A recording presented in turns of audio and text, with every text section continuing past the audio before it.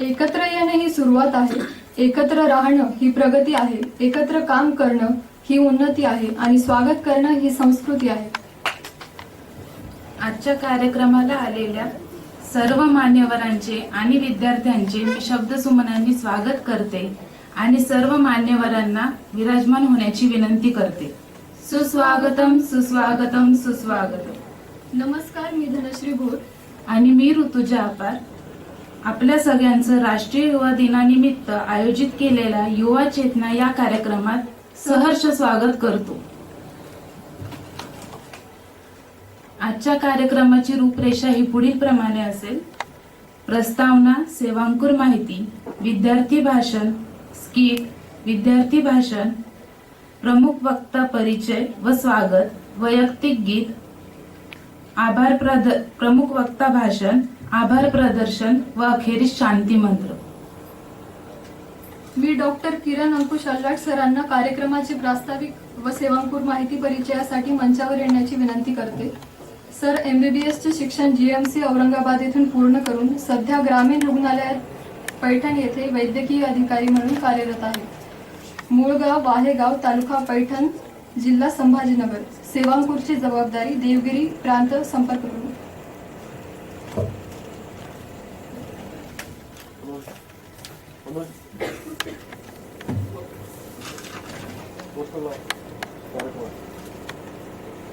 नमस्कार, मी आपल्या सगळ्यांचं सेवांकुर भारत संभाजीनगर आयोजित युवा चेतना 2022 या कार्यक्रमामध्ये आपल्या सगळ्यांचं आल्याबद्दल सहर्ष स्वागत करतो. सर्वात अगोदर मी आपल्या सगळ्यांची माफी मागतो की माझ्यामुळे तुम्हाला सगळ्यांना दोनदा सांघिक गीत म्हणावं लागलं आणि थोडा उशीर झाला. पाठ तर आपल्या सगळ्यांना माहितीच आहे की स्वामी विवेकानंदजी बऱ्याच वेळेस असं म्हटलेले आहेत की मला असे 100 युवक द्या जे राष्ट्रप्रेरणेने उत्साही कार्यकर्ते आहेत आणि मी आपल्या भारताचं, राष्ट्राचं भविष्य बदलेल. मला वाटतं आज आपल्या सगळ्यांना स्वामी विवेकानंदजींनी पाहिलं असतं तर त्यांना खूप खुशी झाली असती की असे स्वयंप्रेरणेनं 100 पेक्षा जास्त युवक आज आपल्या सगळ्यांसमोर इथं एकत्रित झालेले आहेत, जे असेच स्वयंप्रेरणेने शेकडो हजारो कार्यकर्ते बनवण्याचं कार्य सेवांकुर हे 1997 पासून करत आलेलं आहे. या सेवांकुरची सुरुवात कशी झाली याबद्दल आणि आजच्या आपल्या या कार्यक्रमाचं एकत्रीकरणाचं जे उद्देश आहे याविषयी मी आपल्या सगळ्यांना सांगण्यासाठी आलेलो आहे. हेडगेवार रुग्णालय ज्या वास्तूमध्ये आपण सगळे आहात, तर हे हेडगेवार रुग्णालय 7 डॉक्टरांनी मिळून सुरू केलेलं आहे. तर हे 7 डॉक्टर नाना नवले नावाचे प्रचारक इथं होते आणि त्यांच्या मैत्रीतून या सगळ्या 7 डॉक्टरांनी एकत्र येऊन हे हॉस्पिटल सुरू केलं. हे जे हॉस्पिटल आहे हे पुढच्या 7-8 वर्षामध्येच या हॉस्पिटलची सगळीकडे ग्रामीण भागांमध्ये या हॉस्पिटलची पॉप्युलॅरिटी झाली आणि या हॉस्पिटल 10 बेडवरून 15 बेडवरून 50 बेड 100 बेड होत गेलं. जसं जसं हॉस्पिटल मोठं होत गेलं तसं तसं एकदा सगळ्यांना असं वाटलं की हे जे हॉस्पिटल आपण सुरू केलेलं आहे, आपण सगळे जसे स्वयंप्रेरणेतून, राष्ट्रप्रेरणेतून एकत्र आलेलो आहोत, असेच पुन्हा आपल्या नंतरच्या पिढीमध्ये पण असेच डॉक्टर तयार व्हायला पाहिजेत.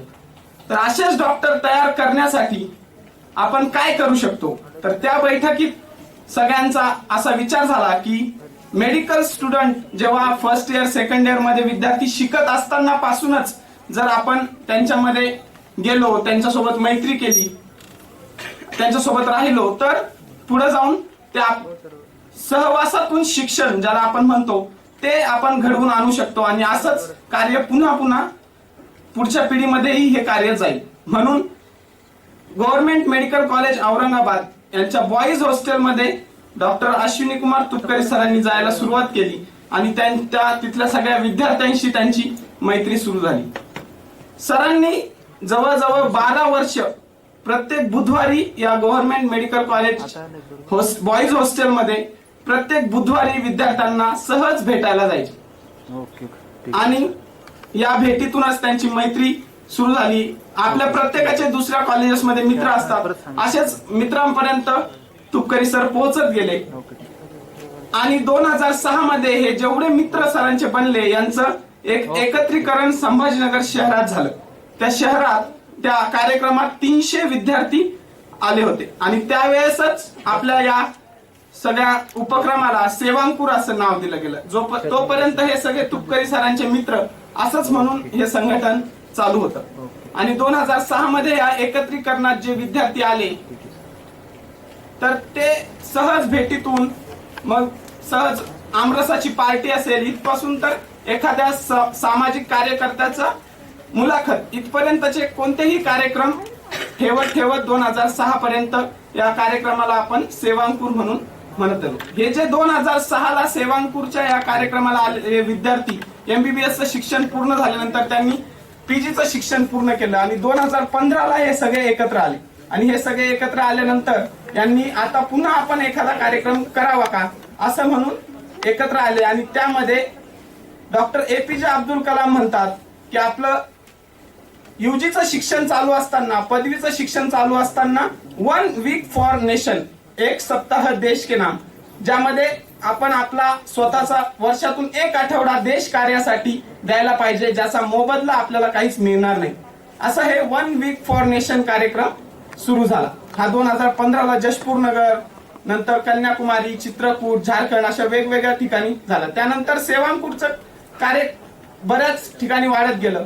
आपण पर्सनॅलिटी डेव्हलपमेंट कॅम्प 2018-19 ला आपल्या जटवाडा जे इथून जवळच आहे तिथं घेतला. मागच्या वर्षी कोविड मध्ये बऱ्याच ठिकाणी आपल्या सेवांकुरच्या विद्यार्थ्यांनी कोविड स्क्रीनिंग कॅम्प केले, कोविड अवेअरनेस कॅम्प केले. अशा सगळ्या हे कॅम्प आतापर्यंत होत गेले आहेत. तर सेवांकुरमध्ये सगळ्यात महत्वाची गोष्ट म्हणजे जे आतापर्यंत आपण सगळे पाहत आलेलो आहोत, ज्या आपल्या सगळ्यांना सेवांकुरमध्ये ओढून आणते ते म्हणजे शुद्ध सात्विक प्रेम आणि निस्वार्थ मैत्री. या 1 वीक फॉर नेशनच्या या कॅम्प सारख्या कॅम्प मधून आपल्या सगळ्यांमध्ये संवेदनशीलता यावी म्हणून अशा कॅम्पचे आपण आयोजन करतो. आपण जेव्हा 1 वीक फॉर नेशनला जातो तर एका दिवसात आपण पेशंट तो ट्रीट होईल, त्याचा फॉलोअप होईल की नाही असं सगळ्यांना प्रश्न पडतात.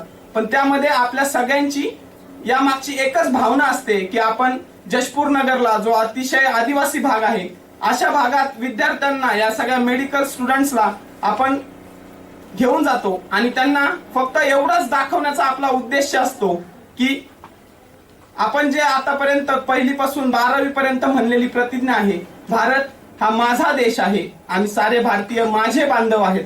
तर असे बांधव आपले कुठं राहतात, कसे राहतात, काय राहतात हे सगळं दाखवण्याचा प्रयत्न सेवांकुर करते. त्यानंतर आपण सगळेच जसं मी अगोदरच म्हणलं की स्वयंप्रेरणेतून उत्साही सगळे युवक युवती आपण आहात. तर एकदा तुम्हाला आपल्याला कळलं की असेही लोक आहेत तर ते ऑटोमॅटिकली हे सगळे लोक ना आपल्याला कुणासाठी काम करायचं आहे हे कळतं आणि नंतर त्यांच्यासाठीचे काम करणारे बरेचसे कार्यकर्ते आजपर्यंत सेवांकुरनं घडवलेले आहेत आणि यापुढेही आपल्यापैकी काही घडतीलच. त्यानंतर आता सेवांकुरची नवीन रचना ज्याला आपण आता महाराष्ट्रभर आपलं काम झाल्यानंतर आपण सेवांकुर भारत असं आपल्या संघटनेचं नाव केलेलं आहे, जे आपल्याला आता महाराष्ट्रातून संपूर्ण भारतापर्यंत पोहोचवायचं आहे. तर याच्यात आता आपली प्रत्येक शहराची एक टीम आहे, प्रत्येक कॉलेजची एक टीम आहे, शहराची टीम आहे, त्यानंतर प्रांताची टीम आहे आणि एक आपली कोर टीम आहे. तर ही अशी रचना सुद्धा आता आपली लागलेली आहे आणि मला आपल्या सगळ्यांना सांगायला आवडेल की आपल्या संभाजीनगर शहरातील सगळ्या कॉलेजेसमध्ये आपली सेवांकुरची टीम बनलेली आहे आणि अशी आदर्श स्थितीत आपण संभाजीनगर म्हणून आहोत. आणि याचाच प्रत्यय आपल्याला या प्रत्येक कॉलेजमधील एक विद्यार्थी आज आपल्याला या कार्यक्रमामध्ये आजचा युवा कसा असावा या विषयावर आपलं स्वतःचं मत आपल्या समोर मांडणार आहेत. तर हे मत जेव्हा मांडत असाल तेव्हा मी आपल्या सगळ्यांना एकच विनंती करेल की आपण आज जसं स्वयंप्रेरणेतून इथं आलेला आहात, आपल्या कुणी इथं येण्यासाठी सांगितलं असेल एखाद्या मित्रानं तुझ्याशी आला नाही, तू आज कार्यक्रमाला आला नाहीस तर बोलणारच नाही असंही झालं असेल, तर आपण इथं जे कार्यक्रमाला आलेला आहात तर पुढचा 1 तास आपण सगळ्यांनी एकत्र मग्न होऊन हा कार्यक्रम आपण सगळ्यांनी पाहावा आणि या कार्यक्रमातून काय टेक होम मेसेज तुम्हाला घेऊन जाता येईल याचा प्रयत्न आपण सगळ्यांनी करावा. आपण सगळे डॉक्टर म्हणून एक उद्याचे सोशल चेंज मेकर आहोत. असं म्हटलं जातं की एखाद्या सामाजिक कार्यकर्त्याला जर काही समाजात बदल करायचा असेल, काही आदर्श काम करायचं असेल, तर त्याला जर 10 वर्ष 15 वर्ष लागत असतील तर तो एक डॉक्टर 5 वर्षामध्ये हे काम घडवून आणू शकतो. कारण डॉक्टर हे समाजातलं एक आदर्श व्यक्तिमत्व मानलं जातं, ज्यांचं अनुकरण बरेचसे लहान मुलांपासून युवक युवतींपर्यंत सगळे करत असतात. तर आपण सगळे जेव्हा समाजात जाणार आहोत, प्रॅक्टिस करणार आहोत, तेव्हा आपल्या सगळ्यांकडे आपल्या सगळ्या समाजाचं लक्ष लागून राहिलेलं असतं. तर उद्या जाऊन आपल्या स्वभावात काय बदल झाले पाहिजे, हे बदल जर आज आपण स्वामी विवेकानंदजींच्या आणि राष्ट्रमाता जिजाऊंच्या यांच्या स्वभावातून एखादी सवय जरी आज आपल्या स्वतःमध्ये आणण्याचा प्रयत्न केला तर मला वाटतं की उद्या जाऊन आपण एक आदर्श डॉक्टर जरूर बनाल. या एका सवयीच्या दमावर आपण एक आदर्श डॉक्टर जरूर बनाल असं मला वाटतं. आज आपल्या समोर जे मतं मांडणार आहेत त्यातूनही आपल्याला काही इन्सिडेंट्स मधून, काही घटनांमधून आपल्या स्वतःसाठी काही घेऊन जाता आलं तर आपण तो नक्की प्रयत्न करावा. काही स्किट आपल्या समोर होणार आहेत तर त्यामधून त्यातल्या काही टेक होम मेसेज आपण घेऊन जाऊ शकतो का. तर या सेवांकुर भारतच्या कार्यक्रमातून आपण जी एखादी सवय जरी इथून घेऊन गेला, जी तुम्ही तुमच्या आयुष्यभर जर ती सवय पाळत राहिला तर मला वाटतं की नक्कीच आपण एक आदर्श डॉक्टर आणि आदर्श मनुष्य बनाल असं मला वाटतं. आणि आपल्या या सेवांकुर भारतच्या मनुष्य निर्माणाच्या कार्यामध्ये आपण सगळे हातभार लावाल अशी आशा करतो आणि माझी प्रस्तावना संपवतो. धन्यवाद.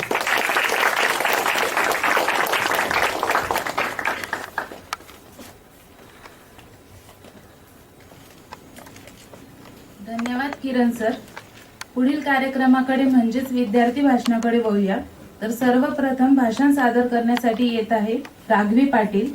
राघवी पाटील ही सायली कॉलेजची 3rd इयरची विद्यार्थिनी असून तिच्याकडे सेवांकुरची वर्ग प्रमुख अशी जबाबदारी आहे.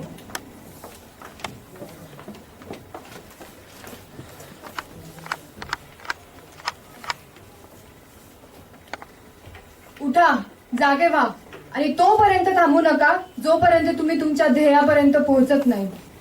अरे नशिबात नसणाऱ्या गोष्टी सुद्धा साध्य करण्याची धमक ज्याच्यात असते ना, ते असतात आजचे युवक.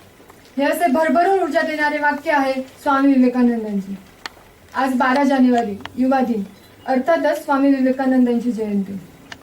उघड्या डोळ्यांनी स्वप्न पाहणे आणि ती स्वप्न सत्यात उतरवणे, लाट मारेल तिथे पाणी काढील असा आत्मविश्वास बाळगून अशक्य नसलेल्या गोष्टी सुद्धा शक्य करण्याची ताकद ज्यांच्यात असते ना, ते असतात युवक.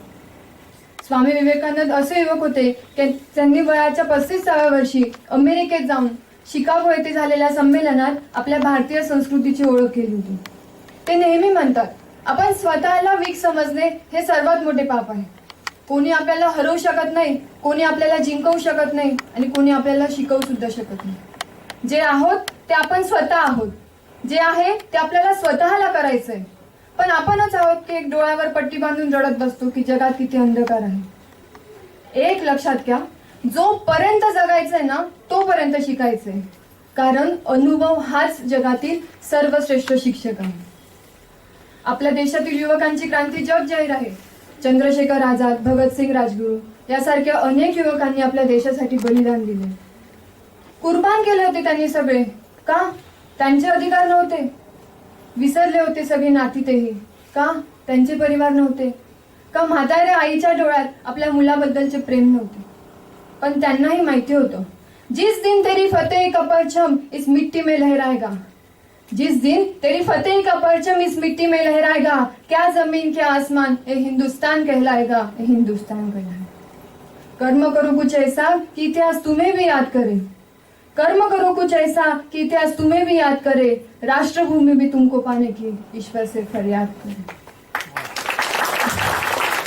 पण आपण काय करतोय? आजचा युवक अनेक साऱ्या आमिषांना, व्यसनांना बळी पडत चाललाय. पुस्तकांशी मैत्री करण्याऐवजी तो सोशल मीडियाशी नकारात्मक मैत्री करण्यात आपला वेळ वाया घालवतोय. जसं त्यांनी खूप काय केलंय तसं आपणही करू शकतो. आपल्यात ती शक्ती आहे. आपणही आपल्या मीपणाला जागवू, पुढे नेऊ आणि आपल्या राष्ट्रालाही पुढे नेऊ. जागा युवकांनो, जागा. आपल्या देशाला आपली गरज आहे. आपल्या देशाला आपली गरज आहे. आपल्या देशाला आपली गरज आहे. आणि आपल्या देशालाच नाही तर पूर्ण राष्ट्राला आपली गरज आहे. जसं फक्त युवकांनीच नाही तर खूप साऱ्या म्हणजे जसं युवकांनीच नाही तर युवक जसे पुढे चालले तसे आपण मुली सुद्धा पुढे जाऊ शकतात. खूप सारे त्यांना करायचे. त्यांनी प्रत्येक क्षेत्रात आपली कामगिरी बजावली आणि ते करणार. कारण तलवारीपेक्षा तीक्ष्ण सुद्धा नजरेची दार आहे. महाराष्ट्राची वाघीण तू, भवानीचा वार आहे. भव्याची रक्षणे तू, स्वराज्याची मेक आहे. दुबळी समजू नको स्वतःला, तू या महाराष्ट्राची लेक आहेस, या भारताची लेक आहेस. देखो, ना ही सरकार मेरी है, ना ही रब मेरा, ना ही बड़ा सा नाम मेरा. ना ही सरकार मेरी है, ना ही रब मेरा, ना ही बड़ा सा नाम मेरा. बस इतनी सी बात का गुरूर है मुझे कि मैं भारत की और ये भारत मेरा. अपना भारत सबसे बड़ा लोकतंत्र वाला देश माना गया है, जहाँ सभी जातियों के लोग रहते हैं. पर बदकिस्मत है कि यहाँ इंसान नहीं पाए जा रहे और उन इंसानों में इंसानियत नहीं पाई जा रही. छोड़ो ना यार, क्या रखा है जाति पंथ में. अपने राष्ट्र को आगे बढ़ाने के लिए एक अच्छे इंसान की जरूरत है. उन इंसानों में इंसानियत की जरूरत है और वो हम खुद हैं. मैं भारत की बेटी इस मंच पे आज पूरी जिम्मेदारी के साथ कह सकती हूँ कि अपना राष्ट्र का विकास तभी होगा जब हम सब, मैं आप, हम सब मिलकर प्रयास करेंगे. क्योंकि हमारे देश की जिम्मेदारी नहीं हमें आगे बढ़ाने की, हमारी जिम्मेदारी है अपने देश को आगे बढ़ाने की, अपने राष्ट्र को आगे बढ़ाने की. बस जाते जाते मैं यही कहना चाहूंगी, मेरा भारत महान था, महान है, महान रहेगा. मेरा भारत महान था, महान है, महान रहेगा. होगा हौसला अगर सबके दिलों में बुलंद तो एक दिन पाकिस्तान भी जय हिंद कहेगा. पाकिस्तान भी जय हिंद कहेगा. और पाकिस्तान ही क्यों, सारा जहान जय हिंद कहेगा. क्योंकि सारे जहां से अच्छा हिंदुस्तान हमारा, हम बुलबुलें हैं इसकी, एक गुलिस्तान हमारा, एक गुलिस्तान हमारा. Wishing you a happy and prosperous youth day. Thank you. जय हिंद.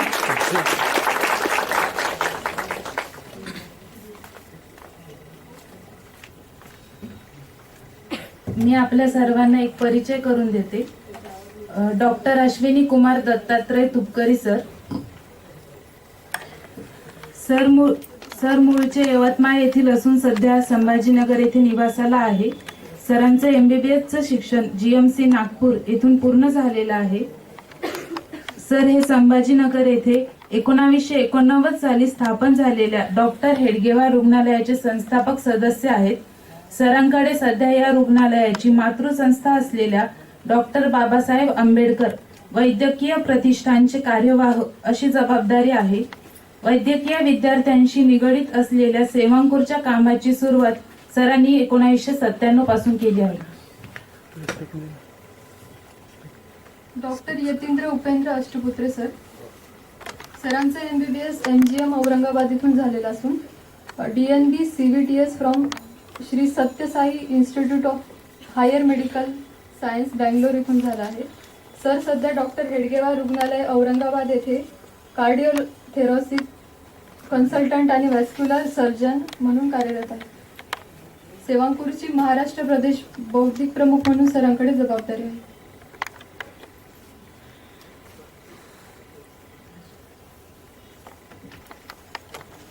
आता पुढील भाषण घेऊन येत आहेत ज्ञानेश व्यास सर.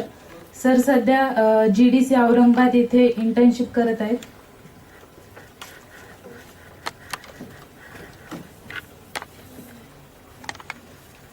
नमस्कार. आज राष्ट्रीय युवा दिन या कार्यक्रमासाठी आपण इथे सगळेजण उपस्थित आहोत. मित्रांनो, आज 12 जानेवारी राष्ट्रीय युवा दिन म्हणून हा दिवस आपण सगळेजण साजरा करतो. तर हा दिवस साजरा करण्याची पार्श्वभूमी काय? तर आज स्वामी विवेकानंद यांची 159वी जयंती. स्वामी विवेकानंद यांचा परिचय कोणालाही नाही असा मनुष्य मला सापडणार नाही. ते एक महान तत्वज्ञ, एक मोठे वैचारिक विचारवंत आणि हिंदू धर्म ज्यांनी पूर्ण जगात पोहोचवला असे ते प्रचारक होते. नमः श्री यतिराजाय विवेकानंदाय सूरये सतचित्त सुख स्वरूपाय स्वामिने तापहारे. या वाक्याप्रमाणे जे एका राजाप्रमाणे असलेले स्वामी विवेकानंद ज्यांच्या स्वरूपाला मी आज इथे वंदन करतो. तर आदरणीय व्यासपीठ, आजच्या कार्यक्रमाचे प्रमुख वक्ते डॉक्टर प्रसन्न पाटील सर, तुपकरी सर व ज्यांच्या नसानसात राष्ट्रवादाची भावना भरलेली आहे असे गरम रक्ताचे सगळे युवा श्रोते हो. मी डॉक्टर ज्ञानेश व्यास स्वतःला भाग्यवान समजतो की आज या युवा दिनी मला तुमच्या सगळ्या युवांसोबत हितगुज करण्याची संधी मिळाली.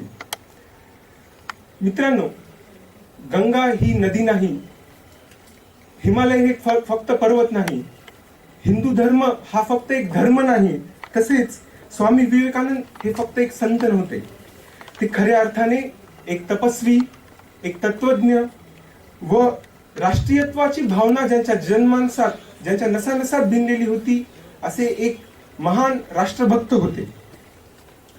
मित्रांनो, स्वामीजी नेहमी म्हणायचे की तुम्ही माझं नाव मोठं करू नका, तुम्ही माझं नाव मोठं करू नका, पण माझे जे विचार आहेत, भारत देशाबद्दल मी जे स्वप्न बघितलेले आहेत ते तुम्ही प्रत्येक युवा व प्रत्येक जनमानसात पोहोचवा.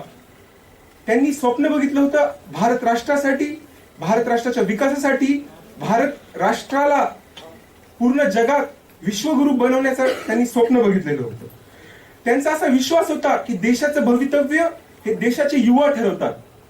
व मला सांगायला खूप आनंद वाटतो की पूर्ण जगात सगळ्यात जास्त युवा हे आपल्या भारतात आहेत सध्या. म्हणजे मित्रांनो, हे आपल्या हातात आहे. म्हणजे आपल्या छोट्या छोट्या कार्यक्रमापासून, छोट्या छोट्या कर्तृत्वापासून, छोट्या छोट्या आपल्या सगळ्या सवयींपासून आपण पूर्ण जगाला दाखवून देऊ शकतो की भारत हा एक महासत्ता बनण्यासाठी पूर्ण समर्पक आहे. या ठिकाणी मला स्वामी विवेकानंदाची एक खूप प्रसिद्ध ओळ आठवते, all power is within you and you can do anything and everything. म्हणजे स्वामी विवेकानंद म्हणतात की युवामध्ये प्रत्येक पॉवर आहे, अशी कोणतीही गोष्ट नाही की ती युवांना शक्य नाही. असंच एकदा कन्याकुमारी मध्ये रामेश्वरम मंदिरात स्वामीजी भाषण करताना एक छोटीशी कथा सांगितली त्यांनी, की म्हणजे सार असा होता की कर्म ही पूजा आहे, म्हणजे वर्क इज वर्शिप. तेच म्हणत होते की एक धनाढ्य व्यापारी होता, त्यांच्याकडे 2 बागकाम करण्यासाठी माळी ठेवलेले होते. तर त्याच्यामध्ये एक माळी जो असा होता की तो जास्त बोलत नव्हता, पण दिवस रात्र कष्ट करायचा, मेहनत करायचा, म्हणजे जे वृक्ष आहेत त्यांच्यावर ते प्रेम करायचा. व दुसरा माळी होता विरोधाभास, की तो आळशी होता, म्हणजे अप्रामाणिक होता. पण कसा, जेव्हा मालक येईल तो मालकाची जी हुजुरी करणार, या मालक तुम्ही खूप आमचेच आहात, खूप मोठे आहात असं करणार. पण तुम्हाला काय वाटतं की मालक कोणामुळे जास्त खुश असेल, पहिल्या माळ्यामुळं का दुसऱ्या माळ्यामुळं? ऑफकोर्स ज्याच्यामुळे त्याची हेल्थ, ज्याचं आरोग्य जपलं गेलं, म्हणजे काम हे जास्त महत्वाचं आहे. त्याचप्रमाणे की आपला जो देव आहे, जो शिव आहे, तो कोणामुळे जास्त खुश राहील, की जो स्वतःचं काम करतोय का जो फक्त देवाचं गुणगान करतोय?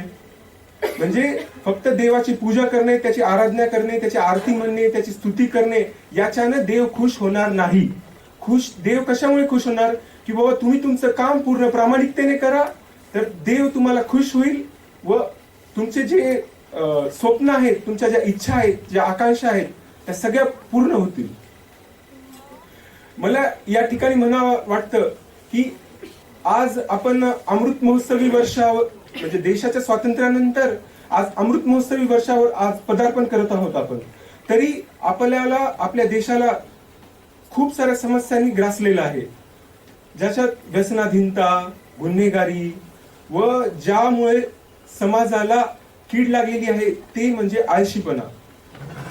मुकेश दांचं एक मला गीत आठवतं, म्हणजे त्यांचं सॉन्ग होतं की सजन रे झूठ मत बोलो खुदा के पास जाना है, ना हाथी है ना घोड़ा है वहां पैदल ही जाना है. लड़कपन खेल में गया जवानी नींद भर सोया, मग पुढे काय होणार बुढापा देख कर रोया.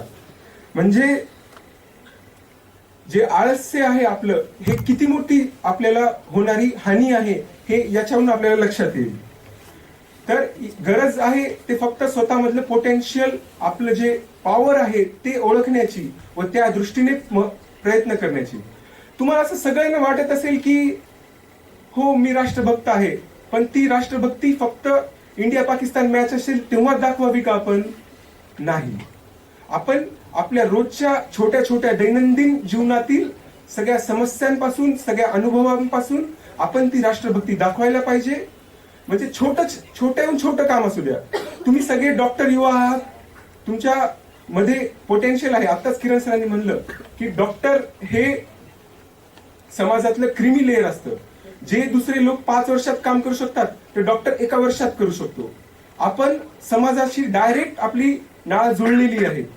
म्हणजे समाज जे आहे आपल्या सगळ्या बांधवांना एक आयडियल म्हणून बघतं.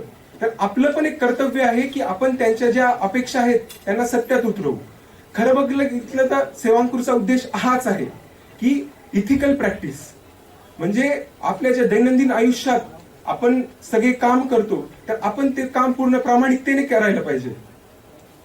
छोट्या छोट्या गोष्टी घ्या. तुम्ही पेशंट करताय ना, तर पेशंटला जेव्हा तुम्ही अप्रोच कराल की तेव्हा तुम्ही पूर्ण त्याला प्रामाणिकतेने बोललं पाहिजे की बाबा तुम्ही करताय काम, पण असं नको बाबा माझ्याने ते काम होईल.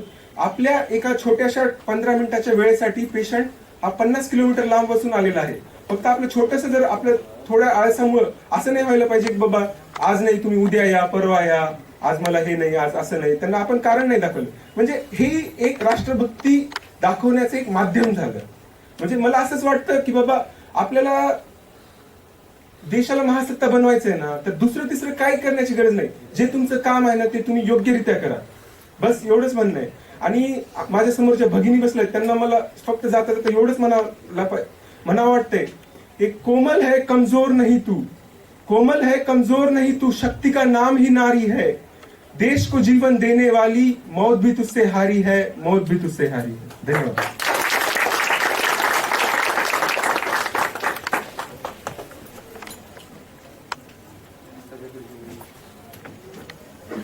धन्यवाद ज्ञानेश्वर. आता यानंतर पल्लवी घुगे तिचं भाषण देईल. पल्लवी श्री भगवान होमिओपॅथिक मेडिकल कॉलेजची फायनल इयरची विद्यार्थिनी आहे.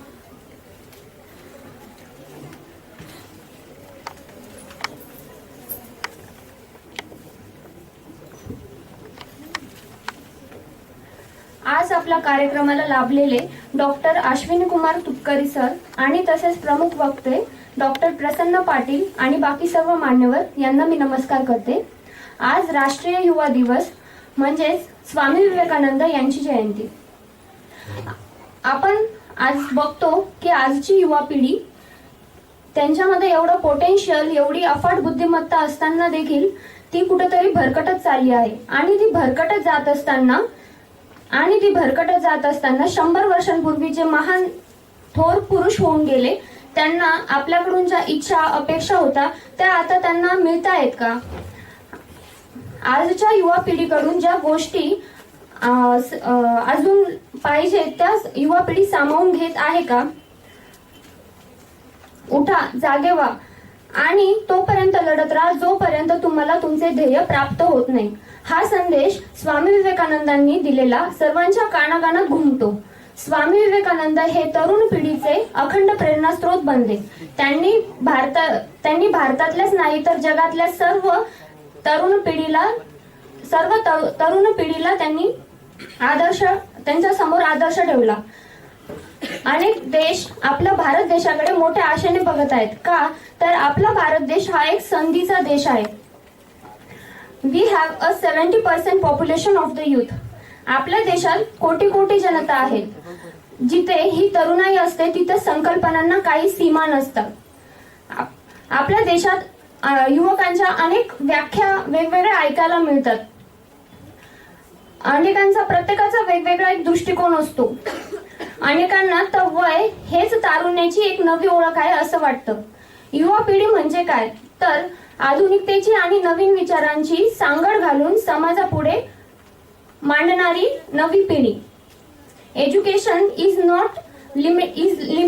Not limited to 4 walls and education is not limited to a 4 wall but also outer and inner universal dimensions like spirituality, humanity, experience and personality. Swami Vivekananda यांनी भारतीय संस्कृतीचा आणि हिंदू धर्माचा सर्व जगभरात प्रसार केला. तसेच एकदा अमेरिकेत 1893 मध्ये शिकागो येथे एक सर्व धर्म परिषद भरली. तिथं स्वामी विवेकानंद हे हिंदू धर्माचे प्रतिनिधी म्हणून गेलेत. बाकी सर्व धर्माचे लोक त्यांच्या त्यांच्या धर्माचा प्रचार करत असताना आपला धर्मग्रंथ सगळ्यात वरती कसा ठेवता येईल हा त्यांचा विचार त्यांचा चालू राहिला. त्यात स्वामी विवेकानंदांनी गीता ही सर्वात खाली ठेवली. हे बघून सगळ्यांना आश्चर्याचा धक्का बसला की यांनी आपण सगळेजण धर्मग्रंथ वरती ठेवायचं बघतो आणि यांनी खाली का ठेवली असावी. तेव्हा थोड्या वेळाने स्वामी विवेकानंदांनी स्टेजवर येऊन त्यांचं उत्तर त्यांना दिलं की मी गीता सगळ्यात खाली ठेवली कारण सर्व धर्मांची सुरुवात मूळ पाया ही गीता आहे. आणि स्वामी विवेकानंद हे विश्व प्रसिद्ध झाले. स्वामी विवेकानंद म्हणतात की मनुष्य जर स्वतःला दीनदुबळा समजत असेल तर तो बिनकामाचा होऊन जाईल. मी आहे, माझ्यात हिंमत आहे, मी हे करू शकतो तर तो नक्कीच प्रगतीच्या वाटेने वाटचाल करेल. Self belief is the quality that connect you to Almighty. If you don't believe in yourself, never expect anybody to have belief in you. लोक काहीही म्हणू, लोक आपल्यावर काहीही टीका करू, जो माणूस खरा आहे आणि त्याच्यावर त्याला विश्वास आहे तोच त्याच्या मतांवर ठाम राहू शकतो. मग म्हणतात ना विष नाही असं खंबीरपणे म्हटल्यावरही सापाचे विष बाधणार नाही. अशीच एक छोटीशी कथा आहे ज्यात 2 जण असतात. त्यांना स्वामी विवेकानंद यांचे शिष्य व्हायचे असते. दोघंही त्यांच्या मतांवर ठाम असतात की मी स्वामी विवेकानंदांचा शिष्य बनण्यास पात्र आहे. दोघंही त्यांच्याकडे जातात. तेव्हा स्वामी विवेकानंद डोळे मिटवून त्यांची आराधना करत असतात. दोघंही त्यांना जाऊन म्हणतात की आम्हाला तुमचे शिष्य व्हायचे आहेत. पण स्वामी डोळे उघडत नाही आणि त्यांचं ऐकत पण नाही. तेव्हा तसं रोज घडतं. ते रोज यायचे आणि रोज जायचे. त्यातला एक जण त्यांची पूजा करत होता तर दुसरा त्यांची निंदा, त्यांना दोष द्यायचा की तुम्हाला माणुसकी नाही, तुम्ही फार कठोर आहात. एक दिवस नदीला पूर येतो. त्यामुळे जो रोज पूजा करायचा तो नाविलाजाने त्याला नदी काठावरच पूजा करावी लागते. आणि जो दुसरा दोष द्यायचा तो नदीतून त्यांच्याकडे जातो आणि त्यांना त्यांची निंदा करतो. असं सलग 3 दिवस चालतं. नंतर नदीचा पूर ओसरून जातो आणि स्वामी विवेकानंद हे डोळे उघडतात आणि जो दोष देणारा असतो त्याला आपला शिष्य मानतात. तेव्हा ते सांगतात की दोष देण्यासाठी का होईना तो त्याच्या मतांवर ठाम होता, एकनिष्ठ होता. म्हणून माणसाने एकनिष्ठ असावं. पण कच खाणारी निष्ठा देखील शिष्याला अपात्र ठरवते. स्वामी विवेकानंदांनी आपल्याला सामर्थ्याचीच नाही तर आपल्यात असणारी कमतरता, दोष हे सर्व काही दाखवून दिले. समाजात जगामध्ये यशस्वी होण्यासाठी ताठ मानेने जगणे हे गरजेचे आहे हे स्वामी विवेकानंद सांगतात. If you are the laureate person in the world but lack the quality of being humble then you are nothing than the dead body. तुम्हीच तुमच्या भाग्याचे निर्माते आहात. असं म्हणतात ना, जे पेरल तेच उगवल. म्हणून ते सांगतात की स्वतःच्या पायावर उभा राहा, स्वतः कष्ट करा आणि तुमचे भवितव्य घडवा. गतम न शोचम, जे झाले ते होऊन गेले त्याचा विचार करत बसू नका. असं म्हणतात ना, वाहिले ते पाणी नि राहिली ती गंगा. म्हणून सर्व स्वामी विवेकानंदांचे सगळे आदर्श डोळ्यासमोर ठेवून आजच्या या युवा पिढीने प्रगतीच्या दिशेने वाटचाल करायला पाहिजे. Thank you.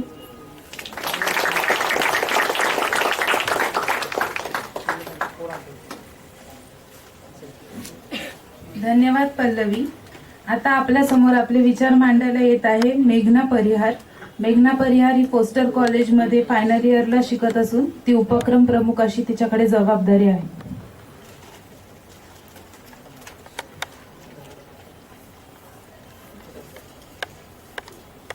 Thank you so much.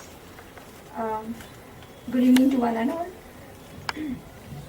Take risk in your life. If you win, you can lead. And if you lose, you can guide. The one person who follows the world and will be followed forever. Hello everyone, myself Meghna Parihar. I am here to talk about one of the greatest spirituality leader, about the Swami Vivekananda. Swami Vivekananda's real name was Narendranath Datta and was born on 12 January 1863, few minutes before the sunrise. His father Vishwanath Datta was an attorney in Calcutta's High Court. His mother Guneshwari Devi was a devout housewife, and his mother played an important role in shaping his life and personality from a very early age. He used to meditate for longer time. He got many visions. He visualized the Bhagwan Gautam Buddha in front of him, talking, come here. Your home is not your place is here. In 1879, when he entered the Presidency College of Calcutta, he started following the Brahma Samaj. The Brahmo Samaj was formed by Raja Ram Mohan Roy to reform the Hindu society and social and religious evil, and eradicate the practice like sati and the caste system. This influenced Swami Vivekananda a lot. During the college life, Swami Vivekananda met his guru, Sri Ramakrishna Paramhans. Swami Vivekananda was a wonderful disciple. Here, Guru used to live in hearts, and his disciple, his devotee, Vivekananda, used to have the wisdom. This pair was so unique match, and it makes the pair so special. The last word of Ramakrishna Paramhans to Swamiji was, I have given you all the knowledge I have. Now it is your responsibility to spread the knowledge to the whole world. Swami Vivekananda was a genius man who had full knowledge of Vedas. His precious knowledge proved him to be a great man in the history of India. His literacy work, Gyan Yoga, Bhakti Yoga, Karma Yoga, Raj Yoga are the famous one. He emphasizes that success was an outcome of focus, thoughts and action. In the era when Swami Vivekananda was at his life peak, India was slave of Britishers. At that time, he addresses the young generation of India by saying that arise, awake and not stop until your goal is achieved. In year 1893, when world's first Parliament of Religious was held in Chicago, at that time Swami Vivekananda gave a wonderful speech, starting with the words, Sisters and Brothers of America, it fills my heart with great joy, unspeakable, to rise in response to the warm and cordial welcome which you have given us. This surprises the whole world, and you will love to know that thousands of people listening to these words at that time stood up and played applause for about 2 minutes, and also complimented Swami Vivekananda. Swami Vivekananda, after many centuries, proved India's new form, the shining form of India, and was a victorious personality. Swami Vivekananda was a great personality that even today, when I am talking about him, my words are falling short. Swami Vivekananda devoted his whole life for the people, lived his life throughout for people, encouraged people with positive energy, and at last he said goodbye to the world at the very early age on 39, 4 July 1902. But the great man never dies, because of their thoughts never dies. Their thoughts always remain alive. Swami Vivekananda is an inspiration for youth of today. He is the present ideal for us, and example to this is that today we are celebrating his birth anniversary as a National Youth Day.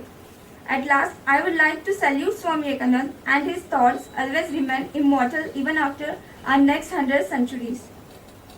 Jai Hind, Jai Bharat, thank you. And thank you for Rahul sir that he had this opportunity, and thank you for Sevankar. Thank you.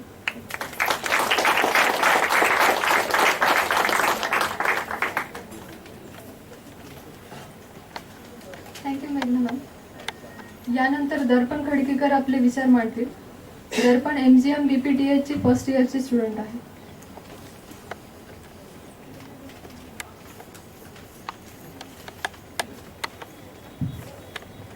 नमस्कार.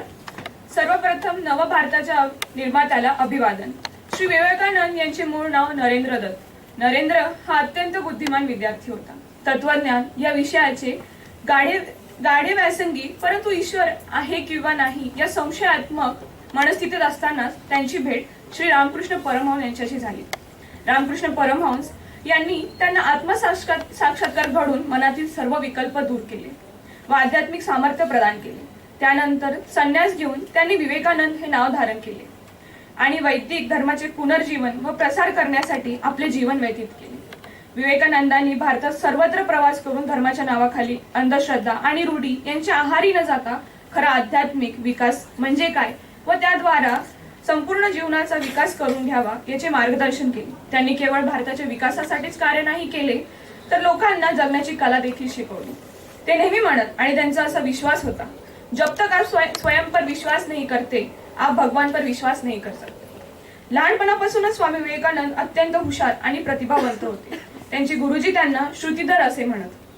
आपल्या विद्यार्थी जीवनात त्यांना John Stuart, Herbert Spencer आणि Hume यांच्या विचारांचा खूप प्रभाव होता. विवेकानंदांनी 25व्या वर्षी गेरू वस्त्र परिधान केले. विवेकानंद तरुणांसाठी एक आदर्श बनले होते. श्री रामकृष्ण आश्रम या नावाची संस्था स्थापन करून तिच्याद्वारे आज ते आगत काम चालू आहे. भारताचा विकास हे त्यांच्या जीवनाचे ध्येय होते. त्यासाठी रामकृष्ण मिशनद्वारा रुग्णालय, शाळा, महाविद्यालय स्थापन करून नवीन भारत घडविण्यासाठी शेवटच्या श्वासापर्यंत प्रयत्न केले. भारत भ्रमणात ते झोपडीतही राहिले आणि राजवाड्यातही राहिले. त्यावेळी ते म्हणाले, भारताला जर प्रगतीपथावर न्यायाचे असेल तर भुकेल्यांना अन्न, वस्त्रहीनांना कपडे आणि निरक्षरांना शिक्षणाची गरज आहे. त्यासाठी त्यांनी गावांमध्ये शाळा स्थापन केली आणि शिक्षणाला मुलांपर्यंत पोहोचवले. If a poor boy can't come education must go to him. मानवातील पूर्णत्वाचा विकास आणि आविष्कार करण्यासाठी व्यक्तीला शिक्षण देणे हा एकमेव मार्ग त्यांनी सांगितला. देशाच्या आर्थिक, औद्योगिक विकासात तांत्रिक शिक्षणाची महत्वाची भूमिका आहे असं त्यांनी सांगितलं. स्वामी विवेकानंद हे केवळ अभ्यासातच हुशार नव्हते तर शारीरिक व्यायाम आणि खेळातही हुशार होते. त्यांना घोडेस्वारी आणि गायन या कलाही अवगत आहे. हे किती जणांना माहीत आहे? त्यांनी देश विदेशात आश्रमाच्या शाखा स्थापन करून जीवन विकासाचे कार्य केले. उठा, जागे व्हा आणि ध्येय गाठेपर्यंत थांबू नका असा संदेश त्यांनी तरुणांना दिला. मित्रांनो, तुम्हाला माहित आहे का, निकोला टेस्ला, सुभाषचंद्र बोस, लाल बहादूर शास्त्री आणि पंतप्रधान नरेंद्र मोदी यांचे आदर्श स्वामी विवेकानंद हे आहे. भारतातील जाती व्यवस्थेवर त्यांनी बरेच विचार मांडले. जाती व्यवस्था नष्ट व्हावी म्हणून त्यांनी आंतरजातीय विवाहाचा पुरस्कारही केला. ते लहानपणापासून जातीवर प्रश्न विचारत. एकदा वडिलांच्या ऑफिसमधील मुस्लिम व हिंदूसाठी 2 वेगवेगळ्या बॉक्समधील तंबाखू पाय पडून यात तर काहीच फरक नाही असे वडिलांना सांगितले. शिकागो धर्म परिषद सप्टेंबर 1893 तुम्हाला सर्वांना माहित आहे. क्रिस्तोफर कोलंबियाने अमेरिकेचा शोध लावला म्हणून त्यांच्या नावाने ही परिषद भरवली जाते. या परिषदेचे उद्दिष्ट म्हणजे पाश्चिमात्य देशांनी विज्ञान आणि तंत्रज्ञानात किती प्रगती केली हे जगाला दाखविणे. आई आणि गुरूंचा आशीर्वाद स्वप्नातून मिळाल्यानंतर त्यांनी अमेरिका गाठली. तेथील जातीविरहित व्यवस्था त्यांना खूप आवडली. त्या हॉलमध्ये जवळपास 7000 व्यक्ती होत्या. त्यात जगभरातील धार्मिक नेते, इस्लाम, ख्रिश्चन, सेंटोरिझम, कन्फ्युजनिझम, बौद्धिझम, जैन आणि हिंदुत्ववाद असे प्रत्येकाला समोर येऊन भाषण करायचे होते. स्वामीजींची तर भाषणाची कोणतीही तयारी नव्हती. त्यांनी भाषणाची सुरुवातच माझ्या बंधू भगिनींनो अशी केली. हे शब्द ऐकताच सर्वांनी टाळ्या वाजवल्या. सर्वांना असे वाटते की हा जो कोणी आहे तो सर्वांपेक्षा वेगळे आहे. तिथे त्यांनी सर्वांची मने जिंकली. तिथे स्वामीजी म्हणाले होते, आम्ही एकमेकांना स्वीकारले पाहिजे. आम्ही एकमेकांना समजून घेऊन जगात शांतता प्रस्थापित केली पाहिजे. आम्ही एक दुसऱ्यांपेक्षा भिन्न, वेगळे असलो तरी एकमेकांचा आदर केला पाहिजे. आणि या त्यांच्या तत्वज्ञानाने भारताचे नाव जगाच्या हृदयावर कोरले गेले. हिंदू धर्मातील महान आणि शाश्वत तत्वाची महती त्यांना जगाला पटवून दिली. भारतीय तत्वज्ञानाचा परिचय करून दिला. त्यांचे आणखी एक वैशिष्ट्य म्हणजे त्यांनी कधीही कोणत्या एका धर्माला बरोबर आणि चुकीचे आहे असे मानले नाही. प्रत्येक धर्म आपल्याला ईश्वराजवळ घेऊन जाण्याचा मार्ग दाखवते असे त्यांचे म्हणणे आहे. रामकृष्ण परमहंस यांच्या महापरिनिर्वाणानंतर त्यांनी जेव्हा मठाची जबाबदारी घेतली तेव्हा तेथील मुलांना ते प्लेटो, एरिस्टॉटल, बुद्ध, हेगेल, कीट यांची माहिती देत. कर्म, योग, भक्ती, ज्ञान यांनी मुलांच्या जीवनाचे ज्ञान परिपूर्ण होईल असे त्यांना वाटे. भव्य वस्त्र, एक कटोरी आणि दंड एवढीच त्यांची संपत्ती. अमेरिकेही त्यांनी व्याख्याने देऊन पैशांची तडजोड केली होती. वास्तविक त्यावेळी खूप मदतीचे हात समोर आले, परंतु त्यांनी मदत स्वीकारली नाही. अमेरिकेतून जेव्हा ते भारतात आले तेव्हा आश्रमातील सर्वांनी जमिनीवर बसून त्यांना अभिवादन केले. हे अभिवादन त्यांच्या विचारांना, ज्ञानाला होते. मित्रांनो, एकदा स्वामीजी पुस्तक वाचत बसले होते व पलंगाच्या बाजूला असलेल्या अलमारीला टेकून पुस्तकांचा ढीग होता. एक इंग्रज त्यांच्या खोलीत आला व त्यांना म्हणाला, स्वामीजी, तुम्हाला समजले की आमचे लेखक किती थोर आहेत, त्यामुळे तुम्ही हा पुस्तकांचा ढीग लावला. उत्तर न देता स्वामीजींनी सर्वात खालचे पुस्तक ओढले तेव्हा सर्व ढीग खाली पडला. ते पुस्तक होते गीता. स्वामीजी हसून म्हणाले, सर्वांचा पाया तर हाच आहे. इतके हजर जवाबी पण तेवढेच विनम्र, राग न येऊ देता उत्तर देणे. प्रश्नांनी हैराण झालेला आणि गुरुजींनी सांगितलेले सर्व करूनही ईश्वराचे दर्शन होत नाही म्हणून आलेल्या गृहस्थाला त्यांनी गरजवंतांना मदत कर. ही मदत अन्नाची, औषधांची, ज्ञानाची, शिकवण्याची, सेवेची कर. तेथेच तुला देवाचे दर्शन होईल असे सांगितले. आज आपण या कोरोना काळात तेच करतो आहे. डॉक्टर्स, औषधे निर्माण करणारे, सेवा देणारे, काळजी घेणारे हे सर्वांच्या ठिकाणी आपण देवालाच पाहतो आहे. स्वामीजींनी तरुणांना सांगितले की केवळ डॉक्टर, वकील, इंजिनियर, व्यावसायिक, कामगार, नेतृत्व करणारे व्हा, पण त्या अगोदरी देशावर प्रेम करणारे व्हा, देशाची सेवा करणारे व्हा. अस्थमाचा त्रास होत असताना व डॉक्टरांनी आरामासाठी पाठवलेले असतानाही त्या काळात त्यांनी हरियाणा, हिमाचल प्रदेश, जम्मू काश्मीर, उत्तर प्रदेश, उत्तरांचल येथे व्याख्याने दिली. वेलूर येथे मठ स्थापन करून भारतीय जीवनाच्या तत्वज्ञानाला एक नवीन परिमाण दिले. स्वामीजींचे आयुष्य अखंड ज्ञानाने भरलेले होते. त्यांना कमी जीवनाचा काळ मिळाला, पण काम मात्र त्यांनी अखंडपणे केले. अखेर वेलूच्या मठातच त्यांनी ध्येय ठेवलं. अशा या तेज पुण्य थोर महात्म्यास माझा कोटी कोटी परिणाम. धन्यवाद. जय हिंद.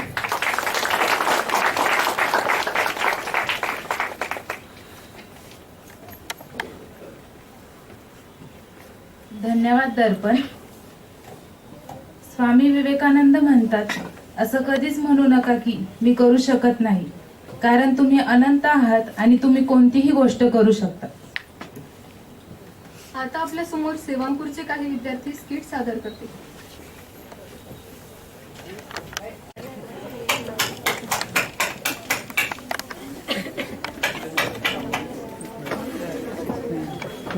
बघतोय काय? टाक ना पैसे.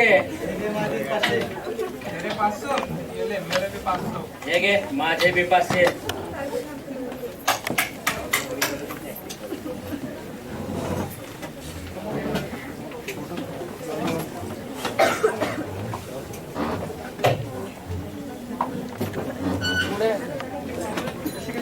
हे घे, माझे 500.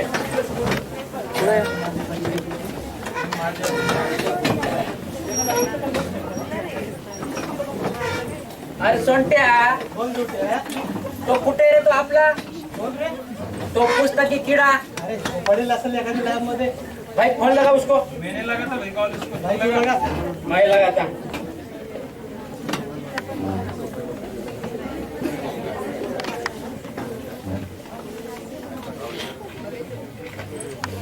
अरे फोन कट केला रे माझ्या त्याने. अरे तो नाही उचलणार. परत लाव. नाही उचलणार तो, माहिती. चायला आता पण कट आहे. आपल्याकडे आयडिया त्याला बोलवायची. हॅलो तानिया, कुठेस ग तू? आता बरोबर उचलतो. इकडे ये ना आपल्या कॉलेज कट्ट्यावर. हो ये बर.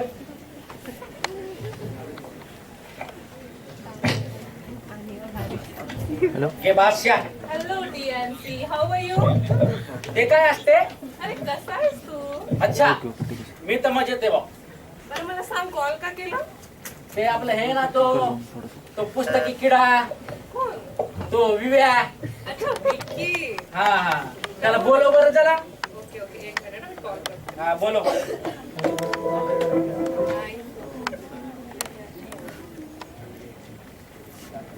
घे तुला पंजी. हॅलो तानिया.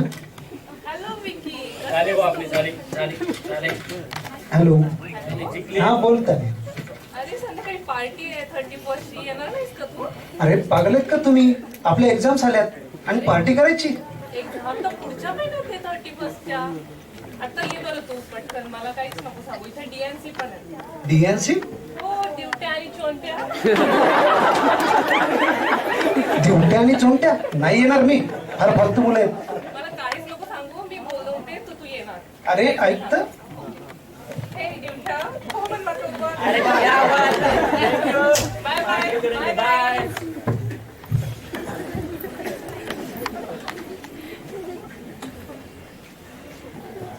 थोडंसं म्हणजे फडची वगैरे दिसत जाईल थोडंसं आडवा जरी केलं तरी चालेल. आडवा आडवा बरं ठीक आहे. अरे यार पर हम जा कहाँ रहे हैं? अरे तू चल, तेरे को पता चलेगा अभी. तानिया, बोलो ना सानिया. चलो ना स्नॅपी लेते. ओ वाव, गुड आयडिया. एक मिनिट. भाई आ गए, भाई आ गए, भाई आ गए. हे गाय, चलो. चीज. बटर. बटर.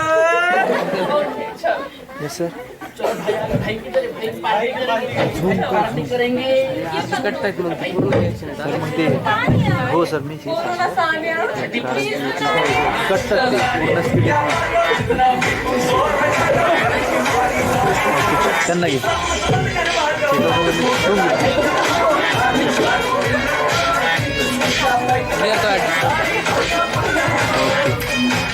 त्यांना जरी घेतलं फक्त बस.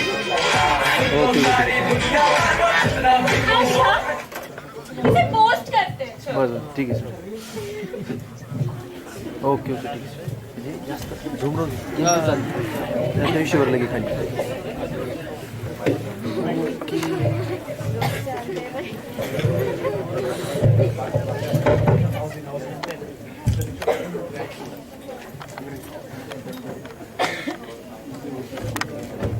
अरे खाई के पान बनारस वाला. अरे खुल जाए बंद अकल का हताला. अरे खाई के पान बनारस वाला. अरे नमस्ते भैया जी, कैसा है? अरे नमस्ते पप्पू भाई. अरे बताओ ना क्या खाएंगे, कौन सा पान खाएंगे? अभी बना देते हैं 2 मिनट में चूना लगा के. महेशमती पान दे भाई को. हॅलो माहिष्मती पान. अच्छा, बाहुबली पान की बात कर रहे हैं. अभी बना देते हैं 2 मिनट में. यावर म्हणजे तू कुठे ये लीजिए आपका बाहुबली पान. माहिष्मती भाई खाएगा? किती वेळ बिना सुपारी वाला. अच्छा, बिना सुपारी वाला बहन जी. ओके, आ जाए और साहब. मुझे चॉकलेट पान. अच्छा, मीठा वाला अभी बनवा देते हैं. ये लीजिए अरे, आपका खूब टाइम बिना लगा ना. सुपारी वाला पान और ये लीजिए आपका मीठा वाला पान. और बहन जी मत बुलाओ. ओके बहन जी. Call me Tania. Call me Sania. Okay बहन जी, जैसा आप चाहे. अरे भाई क्या पान बनारस वाला. अरे खुल जाए बंद अक्कल का हताला. ए बावटा दिसत नाही का इथं थोकण्यास मध्ये ये म्हणून. काप ना म्हाताऱ्या. अरे बघ ना. वयस्कराशी असं कोण बोलतो? मैं बोलतो. ठीक अंकल एक मिनट, आपने जो बताया ना वो मुझे फॉलो तो भी बताओ. ठीक है. सॉरी बाबा, सॉरी अरे अरे चलो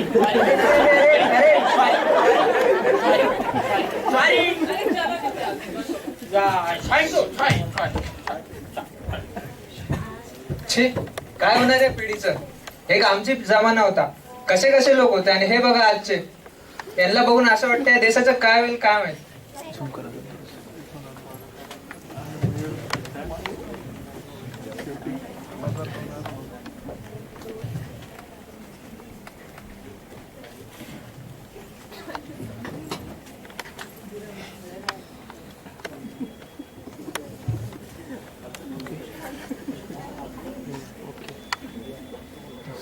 क्या मैं सही राह पे चल रहा हूँ? क्या मेरी संगत सही है? क्या मैं अपनी राह से भटक रहा हूँ? मैं करना तो बहुत कुछ चाहता हूँ, लेकिन पता नहीं कैसे अपने लक्ष्य से भटक जाता हूँ. कोई मदद करो, कोई मदद करो, कोई मदद करो.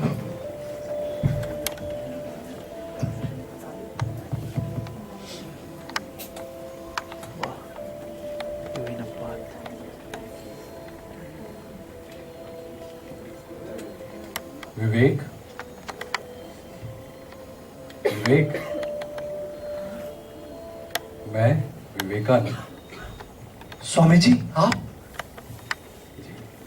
क्या हुआ विवेक? आज कुछ उदास लग रहे हो। लगता है तुम्हारा दिन अच्छा नहीं गया। आज जो कुछ भी हुआ स्वामी जी, उसे मैं करना तो नहीं चाहता था, पर पता नहीं कैसे अचानक से मेरे मन पर से मेरा नियंत्रण खो बैठा। मुझे मदद कीजिए स्वामी जी, मदद कीजिए।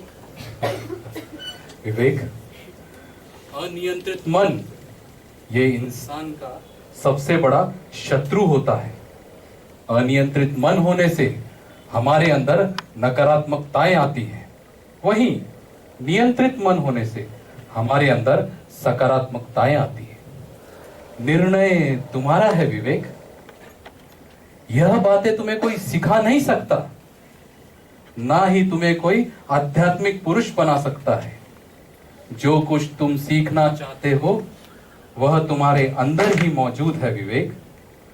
तुम्हारी आत्मा से बढ़कर और कोई शिक्षक नहीं होता विवेक। स्वामी जी, आपके आदर्श विचारों पर चलने वाला युवक कैसा होना चाहिए और मैं वो युवक कैसे बनूं? कृपया मेरी मदद कीजिए स्वामी जी।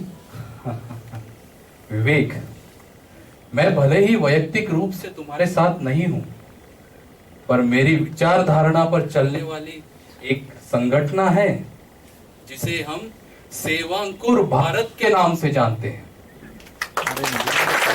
सेवांकुर भारत जैसी संगठन से आप और आप जैसे युवा जुड़े और मेरी विचार धारणा पर चलने वाले वह युवक बने, तो उठो, जागो और तब तक चलते रहो जब तक तुम्हें लक्ष्य की प्राप्ति ना हो जाए।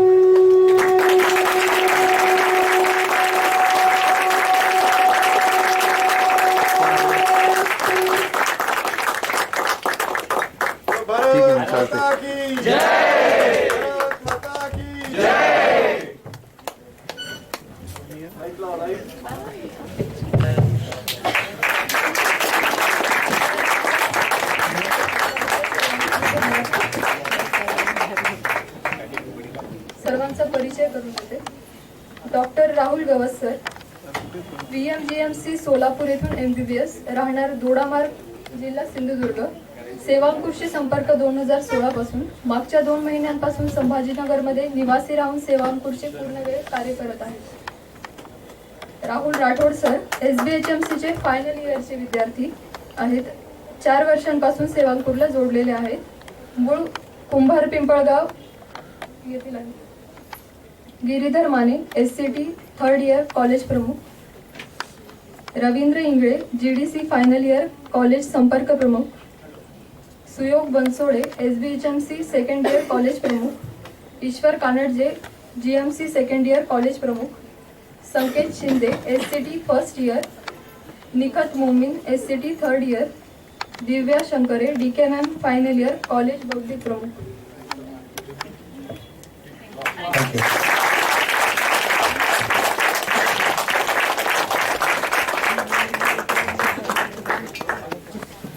आता आपल्या समोर समृद्धी वैद्य तिचे काही विचार मांडेल। समृद्धी वैद्य ही CSMSS आयुर्वेदिक कॉलेजची 3rd इयरची विद्यार्थिनी आहे। CSMSS आयुर्वेद कॉलेजमध्ये 3य वर्षाची विद्यार्थिनी आहे। सगळ्यांना सर्वप्रथम स्वामी विवेकानंद जयंतीच्या खूप खूप शुभेच्छा।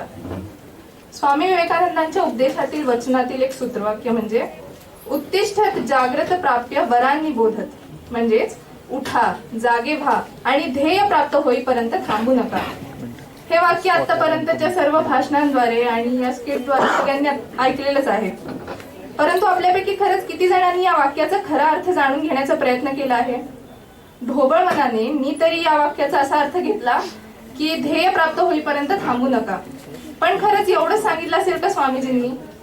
आज प्रत्येक भारतीय स्वामी विवेकानंदांना त्यांचे व्यक्तिमत्व व महान आध्यात्मिक विचारांमुळे ओळखतो। स्वामी विवेकानंदांना विश्वभरात सनातन धर्माचा प्रचार व प्रसाराबद्दल विशेष ओळखले जाते।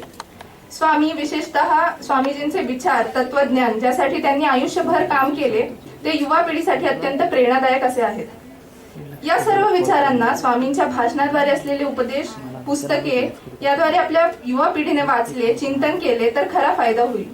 फक्त वाचूनच नव्हे तर स्वामी विवेकानंदांच्या थोर विचारातील किंवा उपदेशातील किमान एका गोष्टीचा आपल्या दैनंदिन जीवनात आत्मसात करण्याचा जर आपण निश्चय केला व त्याची अंमलबजावणी केली तर आपण आपल्या जीवनात, जीवनशैलीत व एकंदर विचारसरणीत एक चकाकी येईल व स्वामीजींना ती खरी मानवंदना ठरेल असे मला वाटते।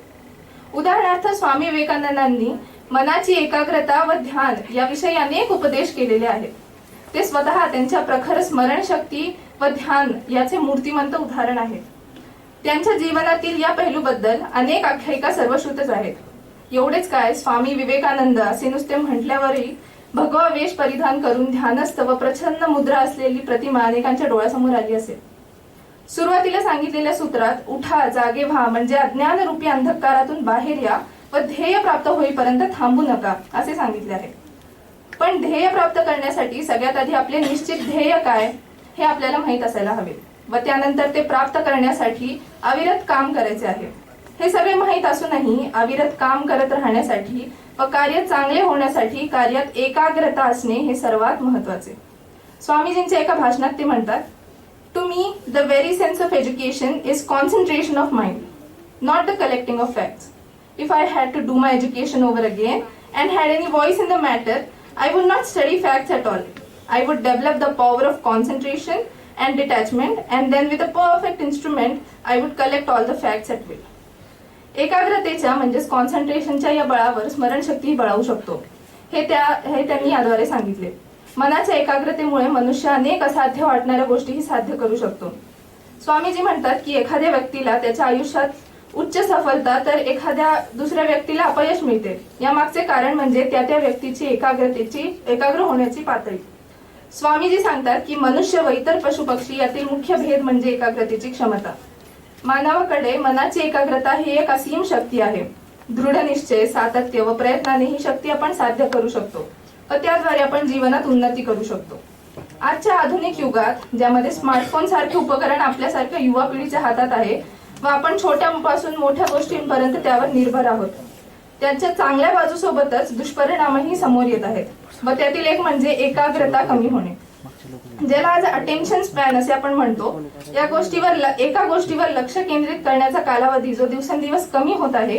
तुम्ही म्हणाल कसे, तर आपल्या सगळ्यांचे लाडके YouTube आणि Instagram जे आहेत त्याच्याकडेच बघा। सुरुवातीला याच्यामधील जे व्हिडिओचा जो स्पॅन असायचा तो 5 मिनिटं, 10 मिनिटं किंवा फक्त व्हिडिओ स्वरूपात अवेलेबल असायचे तिकडे। पण आज जर का बघितलं तर एवढाच नवीन आलेला बदल म्हणजे इंस्टाग्रामचे रील किंवा शॉर्ट्स व्हिडिओ जे फक्त 10 ते 15 सेकंदांचेच आहेत। याचाच अर्थ असा की अटेन्शन स्पॅन कमी होत चाललेला आहे। तर हा मुद्दा कळत नकळत टीव्ही, स्मार्टफोनमुळे आपली एकाग्रतेची क्षमता कमी होत आहे।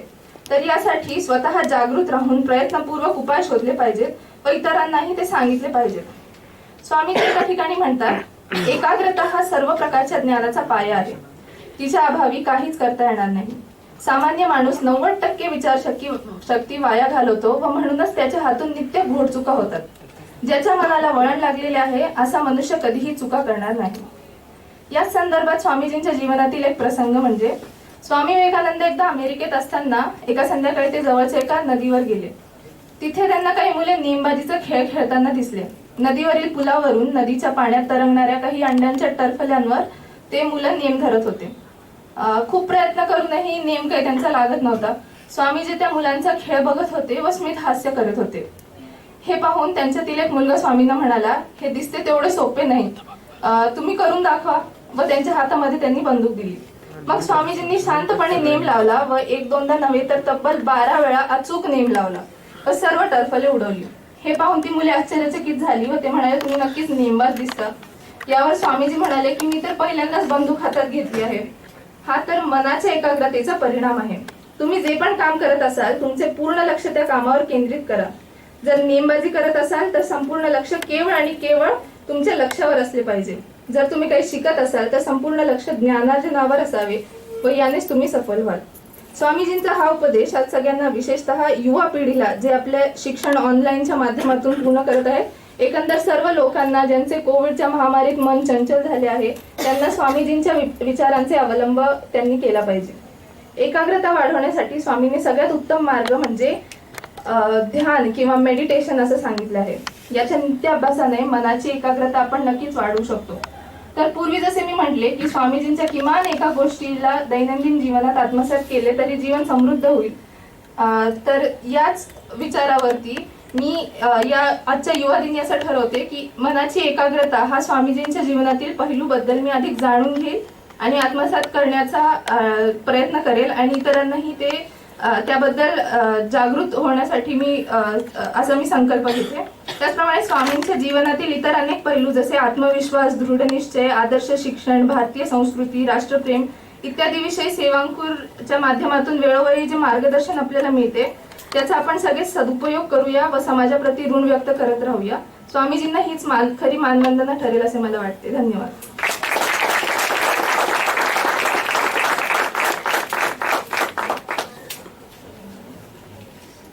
धन्यवाद समृद्धी. यानंतर श्रीनाथ देशपांडे आपले विचार आपल्यासमोर मांडतील. 3rd इयर MBBS GMC चे विद्यार्थी असून शहर बौद्धिक प्रमुख अशी त्यांच्याकडे जबाबदारी आहे.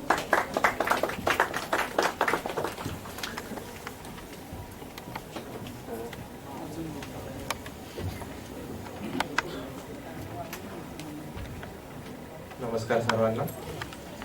सर्वप्रथम मी डॉक्टर केशव बळीराम हेडगेवार जे संघाचे प्रथम सरसंघचालक आणि संघाचे संस्थापक आणि भारतरत्न डॉक्टर भीमराव बाबासाहेब आंबेडकर ज्यांनी स्वतःचं आयुष्य हे सामाजिक समरसता व समाजात एकी निर्माण व्हावी आणि भारतीय संविधानाचे जनक या दोघांना मी नमन करतो. आज 12 जानेवारी शुक्ल पक्ष दशमी शालिवान शके 1943. आपण जे भारताची संस्कृती म्हणतोय तर आपल्याला 12 जानेवारी सांगणंही महत्वाचं आहे आणि आजची आपली भारतीय डेट सांगणं सुद्धा महत्वाचं आहे. तर आज स्वराज्य जननी राजमाता जिजाबाई व युवकांचे प्रेरणास्थान स्वामी विवेकानंद यांची जयंती या निमित्त मी त्यांना विनम्र अभिवादन करतो. मला आज राष्ट्रीय युवा दिनी बोलण्याची संधी दिली याबद्दल मी सगळ्यांचा आभारी आहे. राष्ट्रीय युवा दिवस, सर्वात पहिले मला असं वाटतं युवा म्हणजे काय हे आपण जाणलं पाहिजे. फक्त एज कमी म्हणजे युवा का? नाही, मला नाही वाटत असं. ज्याच्यामध्ये एक रेबेल आहे, रेबेल इनसाइड मी, ज्याच्यामध्ये लढण्याची ताकद आहे, शून्यातून उभं करायची ज्याच्यात क्षमता आहे, तो म्हणजे युवा. दुसऱ्यांच्या विचारांनी जो चालणार नाही तो म्हणजे युवा. स्वतःचे मत मांडण्या ठामपणे जो मांडेल तो म्हणजे युवा. म्हणून एक 90 वर्षाचा म्हाताराही युवा असू शकतो आणि एक 10 वर्षाचा मुलगा पण युवा असू शकतो. आणि जर आपण तसं जर कन्सिडर केलं तर मला असं वाटतं की आपल्या सीमा आपल्याला वाढवता येतील. आणि आज मी एक विषय घेऊन आलोय. आपल्याला माहिती की कोविडमध्ये लॉकडाऊन लागले, सगळ्यांनी विविध प्रकारचे उपक्रम केले, कोणी काही केलं, कोणी जुन्या फेसबुकच्या फोटोवर एकदम आपले लहानपणी त्याच्यावर कॉमेंट करत होते. तर मी पण काही उपक्रम केले, काही जवळचे नातेवाईक माझे एक्सपायर झाले. मी थोडं ध्यान केलं, काही गोष्टी वाचल्या, दासबोध वाचला, स्वामी विवेकानंद बद्दल वाचलं, युट्यूबवर काही व्हिडिओज आहेत त्याच्याबद्दल पाहिलं. तर त्या सगळ्यातून एक सारांश काढला की what stopping you from success. आपल्याला सक्सेस का मिळत नाही, आपल्याला सक्सेस कसं मिळवायचं हे सगळ्यांना माहिती. मेहनत करा, परसिव्हरन्स, पेशन्स, मोठे मोठे शब्द आहेत. तर सक्सेस का मिळत नाही त्याच्या मागचा मी स्टडी केला. एक 10 मुद्दे काढले मी. मला असं वाटतं बऱ्याच जणांना ते अपील होतील. सर्वात पहिला मुद्दा म्हणजे ऍडिक्शन. तुम्ही म्हणाल मला तर तंबाखूची सवय नाही, मला तर सुपारीची सवय नाही, मला तर बडीशोपची पण सवय नाही. मग कशाचं ऍडिक्शन? या गोष्टीचं ऍडिक्शन. ही गोष्ट समाजाला बिघडवतीये, याच्याबद्दल कोणीच बोलत नाही. निम्म्याहून अधिक लोक असतील जे सकाळ झाली की पहिली गोष्ट मोबाईल पाहत असतील, कोणाला तरी गुड मॉर्निंगचा मेसेज करत असतील आणि रात्री झोपायच्या आधी पण कोणाला तरी गुड नाईटचा मेसेज करतात. तुम्ही एक उपक्रम करा. मोबाईलमध्ये एक फीचर येतं की मोबाईल युजिंग टाइम. फक्त स्वतःचा मोबाईल युजिंग टाइम चेक करा आणि एक दिवस मोबाईल न वापरता जगा. आम्ही 7 दिवस संघाच्या प्राथमिक मध्ये जगलो होतो, पण ते 7 दिवस सर्वात चांगले होते. त्या 7 दिवसात जे 20 लोक आमच्या गटात होते ते आमचे सर्वात चांगले मित्र झाले. त्याच्याहून एक गोष्ट कळली की मोबाईल मधून, मग मी स्टडी केला की का मोबाईलने त्रास होतोय. मग मला लक्षात आलं की जेव्हा जेव्हा आपण मोबाईल वापरतो तेव्हा तेव्हा डोपामाइन नावाचं एक केमिकल रिलीज होतं ब्रेन मध्ये, जे की दारू पिल्यावर तेच रिलीज होतं, गुटखा खाल्ल्यावर तेच रिलीज होतं, बार खाल्ल्यावर तेच रिलीज होतं. त्याच्यावर अधिक पण नशे, पण आता मला वाटत नाही सांगावे. तर हे नशे आपण डॉक्टर म्हणून काय सांगतो की आपण नाही करायला पाहिजे. ऍडिक्शन मुळे मेंटल स्टॅबिलिटी हे होते, ते या मोबाईलने होते. इंटरपर्सनल रिलेशनशिप होत नाही, मॅनेजमेंट होत नाही, टाइम मॅनेजमेंट होत नाही, सक्सेसवर फोकस होत नाही, अँशियस होतो, त्रास होतो. अरे मोबाईल का नाही हातात, मोबाईल का नाही, मोबाईलची बॅटरी कमी झाली, सर्वात हार्ड पार्ट असतो, अरे चार्जर दूर आहे, तिथे चार्जिंगला लावा लागेल. आणि सर्वात जास्त त्रास केव्हा होतो, जेव्हा डेटा संपतो, लगेच 11 रुपयाचं डेटा पॅक मारून घेतो. पण हे का होतंय हे लक्षात घ्या. सर्वात जास्त युवा पिढीला जर काही बर्बाद करणार आहे तर मोबाईल करणार. तुम्ही एक्सपेरिमेंट करा, स्वतःचा मोबाईल युजिंग टाइम कमी करायचा प्रयत्न करा, तुमच्यात काय बदल होतात ते तुम्ही नोटीस करा. दुसरा मुद्दा असा आहे की स्ट्रेस मॅनेजमेंट हा मोबाईलचा दुष्परिणाम आहे. आजच्या काळात तुम्ही पाहिले खूप सुसाईड होतात. स्ट्रेस मॅनेजमेंट, जसं तुमचं पद वाढेल, जसं तुमचं एज्युकेशन वाढेल, तसं तुमच्या मागचा वर्कलोड वाढेल. वर्कलोड वाढला की स्ट्रेस वाढतो. They are part and parcel of each other. पण ज्याला स्ट्रेस मॅनेज नाही करता आला तो लाईफमध्ये सक्सेसफुल होणार नाही. ही काळ्या दगडावरची रेख आहे. सगळ्यांना स्ट्रेस आहे आयुष्यात. जसं जसं तुम्ही वर जाल तसं स्ट्रेस मॅनेज करा. स्ट्रेस मॅनेज कसा करायचा, इथे या सेवापूरमध्ये ऑफ स्ट्रेस मॅनेज होतो, काही करायची गरज नाही. किंवा दुसरीकडे कुठे जा, रोटरॅक्ट आहे, बऱ्याच 25 गोष्टी आहेत. पण समाजसेवा करा, घरात बसून राहू नका, मोबाईल खेळू नका, त्याच्याने स्ट्रेस मॅनेज होणार नाही.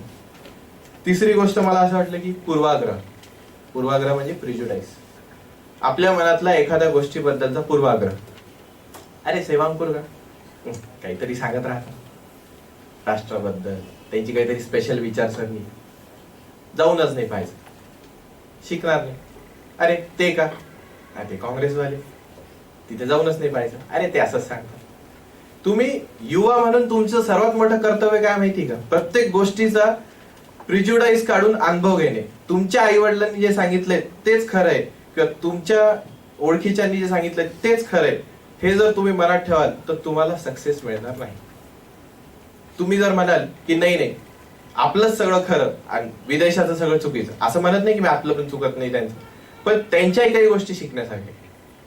तुम्ही वाचा, तुम्ही पूर्वाग्रह काढा मनातले. अरे हा माझा मित्र, हा गरीब असेल, हा देणारच नाही पैसे, पण तो साला पहिले पैसे देतो.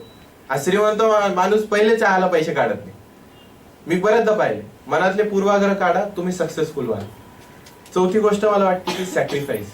या पिढीमध्ये त्याग न करायची वृत्ती आहे. माझ्यातही आहे बरं का, मी हे सगळं माझ्यावरूनच सांगतोय. त्याग करत नाही आपण कोणत्याच गोष्टीचा. एखादा व्यक्ती आयुष्यात चालल्या गेला तर आपण त्याचीच आठवण काढत राहतो 2-3 वर्ष. सगळ्यांना हे अनुभव आहे. आपण त्याग नाही करत. आपल्याला आपण ठरवत नाही की मला हे बनायचंय तर मला या 4 गोष्टी सोडाव्या लागतील. आपली तयारी नाही त्याग करायची. विवेकानंद बनले नसते जर त्यांनी त्याग केला नसता.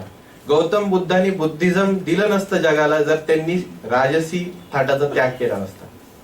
डॉक्टर केशव हेडगेवार सर्जन होते, त्या काळात सर्जन होते. म्हणजे तेव्हा तर माझ्या आई वडिलांच्या आई वडील तर काही शिकलेले नसते. त्या काळात ते सर्जन होते, पण त्यांनी सर्जरी या फील्डचा त्याग केला केवळ त्यांच्या ध्येयासाठी. सिंधुताई सपकाळ, सोपं उदाहरण घ्या, एवढं मोठं घ्यायची गरज नाही.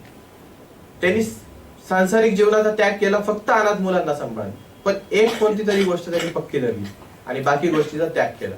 तुम्हालाही ते करावं लागेल. मी म्हणत नाही खूप अति त्याग करा यांच्यासारखा, पण थोडा जरी केला तर तुम्ही खूप वरच्या पदावर जा.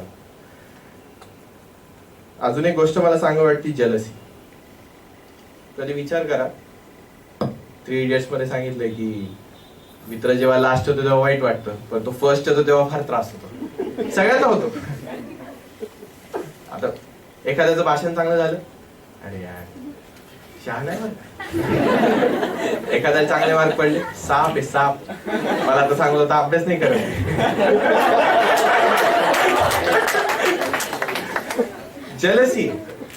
जलसीनी काय होतं माहिती का, माणूस ब्रॉड माइंडेड नाही बनत. अरे तो तर टिंब आहे, अरे तो तर असंच आहे, त्याला काय कळतं, नर्ड आहे तो, नर्ड म्हणजे मिठ्ठा. तर ही जलसी आहे ना, ही तुम्हाला खाली नाही. कारण की काय होईल, तुमची फ्रेंडशिप होणार नाही, तुमची मैत्री खरी होणार नाही. तुम्ही जर जळण करत राहाल ना, तर तुम्ही स्वतःमध्ये इंट्रोस्पेक्ट करणार नाही. हे बघा जलसी.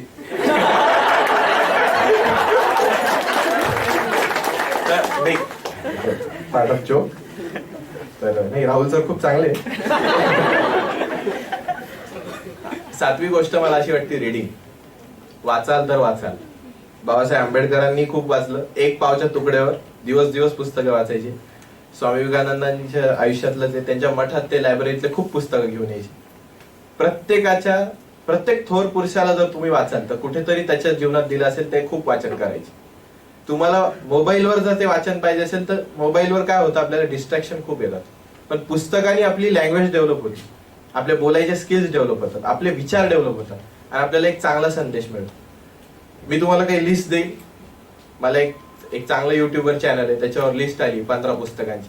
जर तुम्हाला इच्छा असेल तर घ्या, माझ्याकडे आहे ती, मी लिहून आणलेली. 8वी गोष्ट मला वाटते की फॉलो युअर पॅशन. माझे 2 मित्र आहे, बँगलोरू मध्ये IT इंडस्ट्रीमध्ये होते. ते जॉब होता, 5-6 लाख रुपये वर्षाचे कमवायचे, चांगली इन्कम. जॉब सॅटिस्फॅक्शन नव्हतं. इथे बस स्टँड जवळ त्यांनी बदनाम चहा म्हणून टाकलाय. आहे कोणी आपल्या पैकी गेले असा, तर एकदम चांगल्या घरचे मुलं येते, पण 24,000 कप चहा विकला एका महिन्यात. केवळ त्यांचं फूड लाईन मधलं पॅशन होतं. सगळ्यांना शक्य नसतं, पण त्यातल्या त्यात आपलं काय पॅशन आहे. इथे कोणी बसलेलं असं आहे का की नीट मध्ये MBBS चा स्कोर येऊन पण होमिओपॅथी किंवा BDS घेतलं?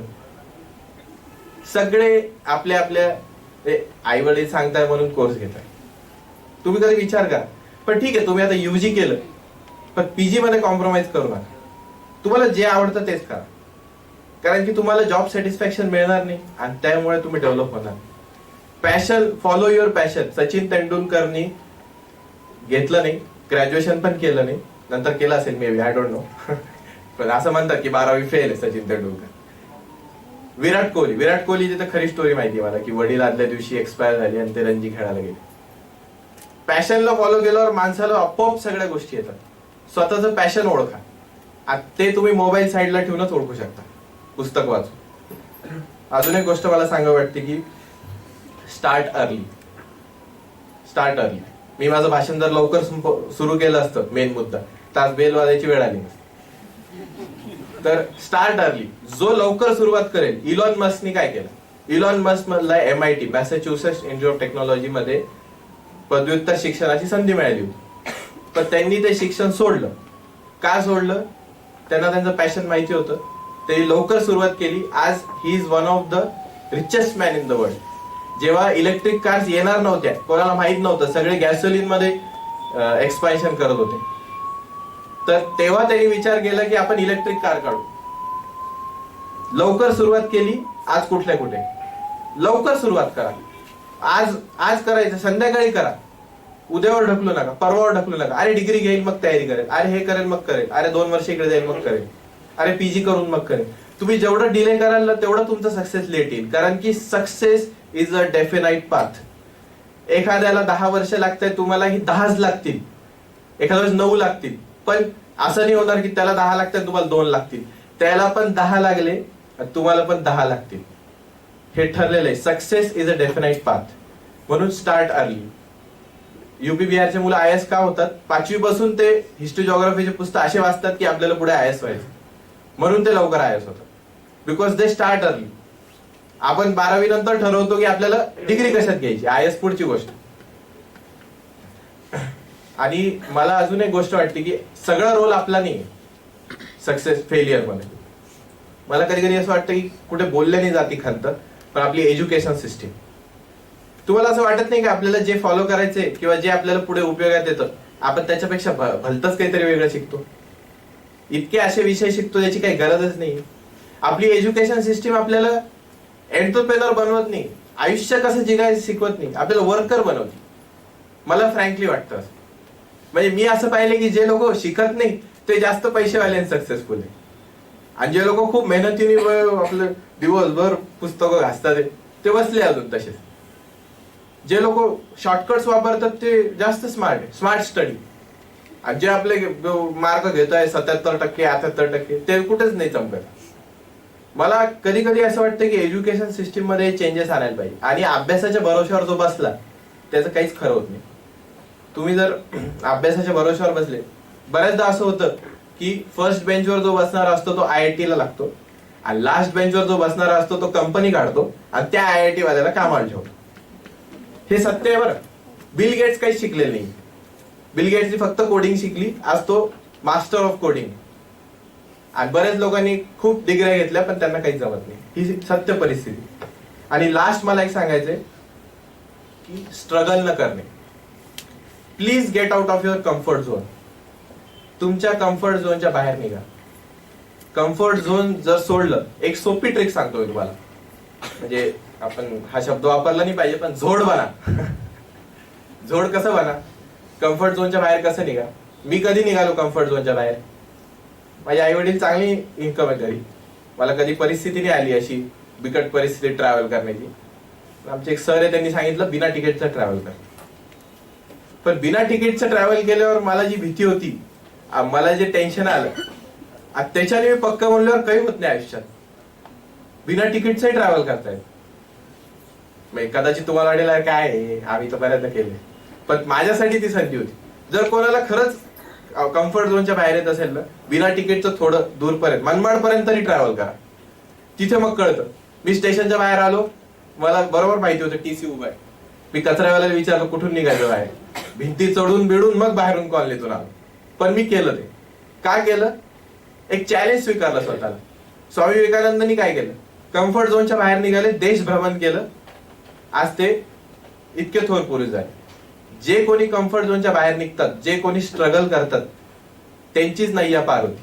अ calm sea never makes a good sailor, हे पहिल्यापासून म्हणतो आपण. आणि मला शेवटी असं म्हणायचंय की राष्ट्रभक्ति ले हृदय में हो खड़ा ये देश सारा.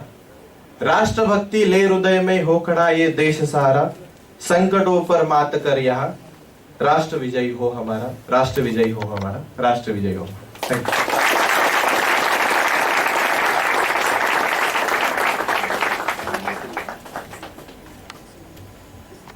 धन्यवाद श्रीनाथ सर.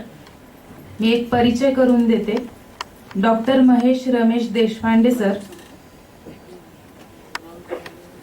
सरांचे शिक्षण MBBS MD medicine DNB cardiology FESC येथे आहे. सर मूळ निवासाला जालना येथे आहे. सर सध्या डॉक्टर हेडगेवार रुग्णालय येथे पूर्ण हृदयरोग तज्ज्ञ म्हणून कार्यरत आहे. दायित्व डॉक्टर बाबासाहेब आंबेडकर वैद्यकीय प्रतिष्ठान विश्वस्त. सर सेवांकुर संभाजीनगर जिल्हा पालक, जिल्हा आपत्ती विमोचन समिती सदस्य आहे. आता स्टेजवर सोनल वर्मा ही आपले काही विचार मांडेल. सोनल वर्मा ही CSMSS आयुर्वेदिक कॉलेजची फर्स्ट इयरची विद्यार्थिनी आहे.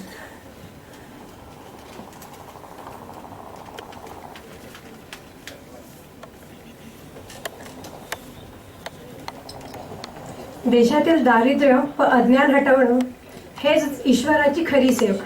सगळ्यांना माझा नमस्कार. प्रत्येक देश हा युवकांनी समृद्ध बनत असतो. युवा शक्ती जर योग्य दिशेने प्रवाहित झाली तर देश प्रगतीपथावर अग्रेसर होत असतो. अशा संकल्पनेचीच आठवणी म्हणून प्रत्येक युवक देशाप्रती अभिमानाने देशसेवा करण्यास प्रवृत्त व्हावा, यासाठी भारतात राष्ट्रीय युवा दिवस साजरा करण्यात यावा असं आढळते. स्वामी विवेकानंद यांचे विचार हे पुरोगामी आणि प्रेरणादायी होते. त्यांच्या शिकवणीमधून आजच्या तरुण पिढीला त्यांच्या आयुष्यात दिशा मिळू शकते, या प्रेरणेमधून त्यांची जयंती ही तरुणाईला समर्पित करण्यात आली. संयुक्त राष्ट्र संघाने 1984 या वर्षाला आंतरराष्ट्रीय युवा वर्ष घोषित केले. त्यानुसारच त्याचं महत्त्व समजून 12 जानेवारी हा दिवस राष्ट्रीय युवा दिवस साजरा करण्यात येईल अशी घोषणा झाली. स्वामी विवेकानंद हे मूळ बंगालचे होते. त्यांचा जन्म 12 जानेवारी 1863 या दिवशी झाला. त्यांचे नाव नरेंद्र असे ठेवण्यात आले होते. परंतु गुरु रामकृष्ण यांचे ते शिष्य त्यांनी स्वतःला त्यांच्या प्रती समर्पण केले, तेव्हा त्यांनी त्यांच्या नावापुढे स्वामी असे लावले. तसेच त्यांना जेव्हा अमेरिकेला जायचं होतं तेव्हा राजा अजित सिंग खेत्री यांनी त्यांच्या विवेकानंद असे नाव दिले. तरी आज आपण त्यांना स्वामी विवेकानंद असे जाणतो. स्वामींचा आदर्श समोर ठेवून अंधश्रद्धा न पाळता, व्यसन तसेच क्षणिक सुखाची आहारी न जाता भारतीय युवक देश सेवेसाठी आणि धर्मासाठी झटला पाहिजे, अशी भावना हा दिवस साजरा करण्यामागची आहे. स्वामी विवेकानंद नेहमी म्हणायचे, my faith is in the younger generation, the modern generation. They will work out the whole problem like lights. या युवा पिढीला सोपे मार्ग नेहमी प्रिय असते, मग तो मार्ग बरोबर असो की चुकीचा. तेव्हा स्वामी विवेकानंदांची मी 2 वाक्य सांगते. ज्या दिवशी आपल्यासमोर कुठलीही समस्या आली नाही तर समजावं आपण चुकीच्या रस्त्याने जात आहोत. नेहमीच सोप्या याच्याने जाणंच तुम्हाला बरोबर जागेवर घेऊन जाईल गरजेचे नसतेच. कोणतीही गोष्ट सोपी सरळ आणि आपल्याला पाहिजे तशी नसतेच. स्वामी म्हणून गेले, कोणतेही कार्य अडथळा वाचून पार पडत नाही. शेवटपर्यंत जे प्रयत्न करतात त्यांनाच यश प्राप्त होते. हे वाक्य आपण ऑब्विसली म्हणजे लक्षात ठेवलेच पाहिजे, कारण कष्ट समोर आले की आपल्याला कंटाळा येतो. म्हणजे एफर्ट्स नकोच. Easy way is the best way. मग तो शॉर्टकट असो काही असो. अति कष्ट कठीण मार्ग परिस्थिती बघूनच आपण घाबरतो. तेव्हा स्वतःला परिस्थितीचे गुलाम समजू नका. तुम्ही स्वतःचे भाग्यविधाता आहात. एकदा एका व्यक्तीने स्वामी विवेकानंदांना विचारले, सर्व काही गमवण्यापेक्षा वाईट काय? तेव्हा स्वामी म्हणाले,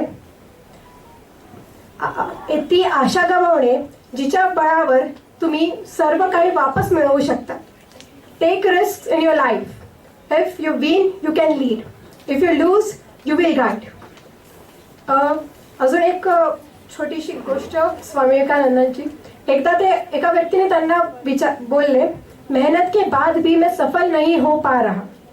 तेव्हा त्यांनी त्याला सांगितलं, तू तुझ्या कुत्र्यासोबत जाऊन एक वॉक घेऊन ये.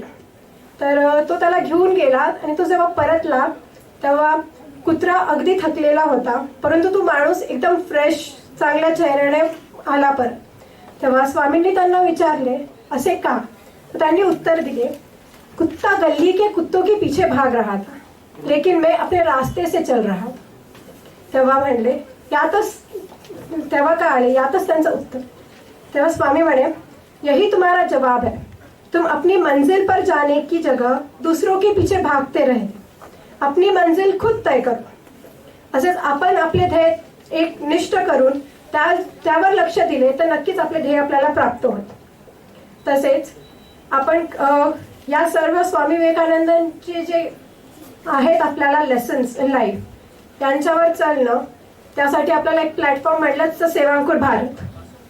To the heroes of tomorrow, to the energies that will define the future. Wish you all a very happy national youth day. Thank you.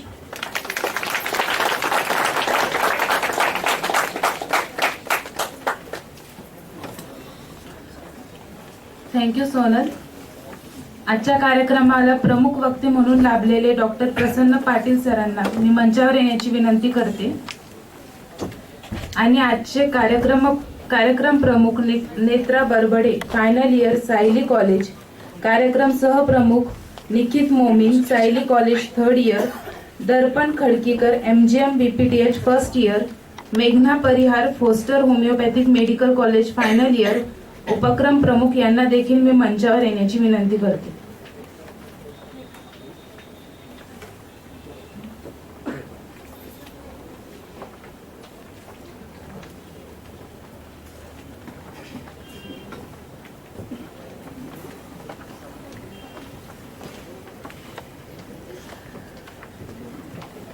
कार्यक्रमाला लाभलेले प्रमुख वक्ते डॉक्टर प्रसन्न पाटील सर यांचा परिचय करून देण्यासाठी मी व्यंकटेश पाटील सरांना विनंती करते. सर हे GMC नांदेड मध्ये फायनल इयरला शिकत आहे. यांच्याकडे सेवांकुर नांदेड शहर प्रमुख ही जबाबदारी आहे.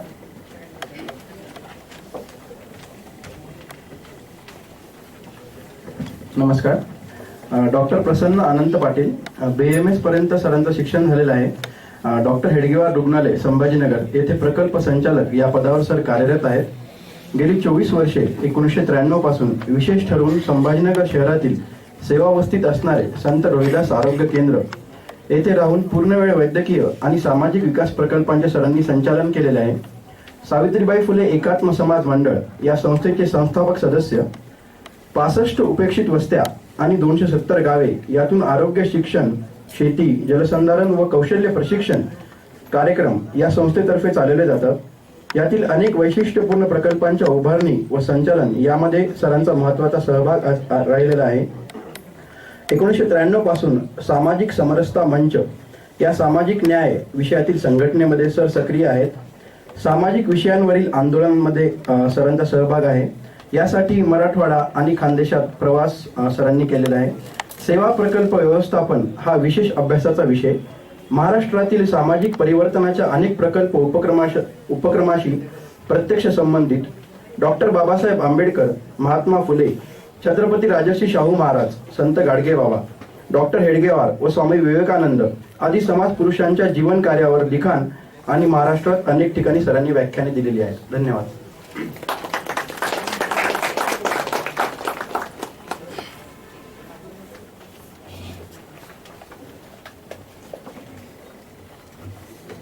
आता डॉक्टर प्रसन्न पाटील सर यांचं झाड देऊन स्वागत करण्याची विनंती मी सहप्रमुखांना करते. प्रमुख व सहप्रमुख.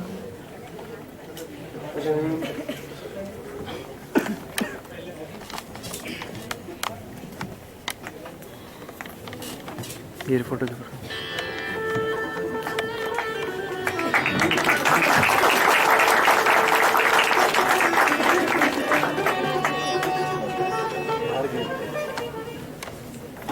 आपल्या सर्वांसमोर ऐश्वर्या बालस्टे ही आता एक वैयक्तिक गीत सादर करेल.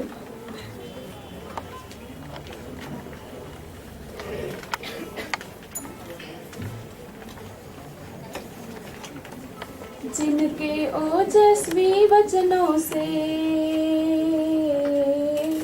जिनके ओजस्वी वचनों से गूंज उठा था विश्व गगन, वही प्रेरणा पुंज हमारे स्वामी पूज्य विवेकानंद, वही प्रेरणा पुंज हमारे स्वामी पूज्य विवेकानंद, जिनके माथे गुरु की कृपा थी, दैविक गुण आलोक भरा, अद्भुत प्रज्ञा प्रकटी जग में, धन्य धन्य यह पुण्य धरा, सत्य सनातन परम ज्ञान का हो, सत्य सनातन परम ज्ञान का जो करते अभिनव चिंतन, वही प्रेरणा पुंज हमारे स्वामी पूज्य विवेकानंद, जिनका पौलाधी भुज बल था, हर संकट में सदा अटल,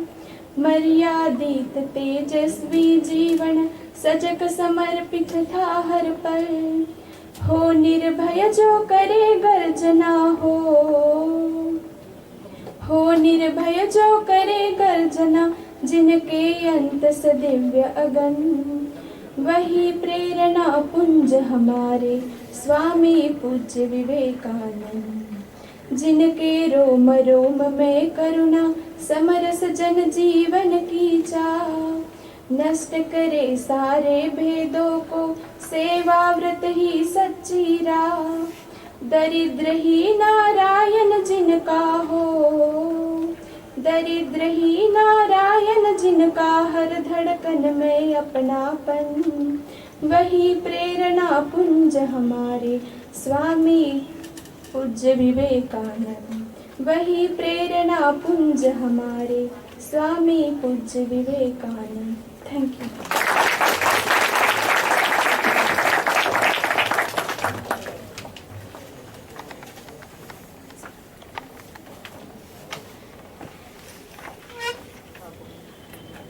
राष्ट्रमाता राजमाता जिजाऊ साहेब आणि स्वामी विवेकानंदांच्या चरणी विनम्र अभिवादन.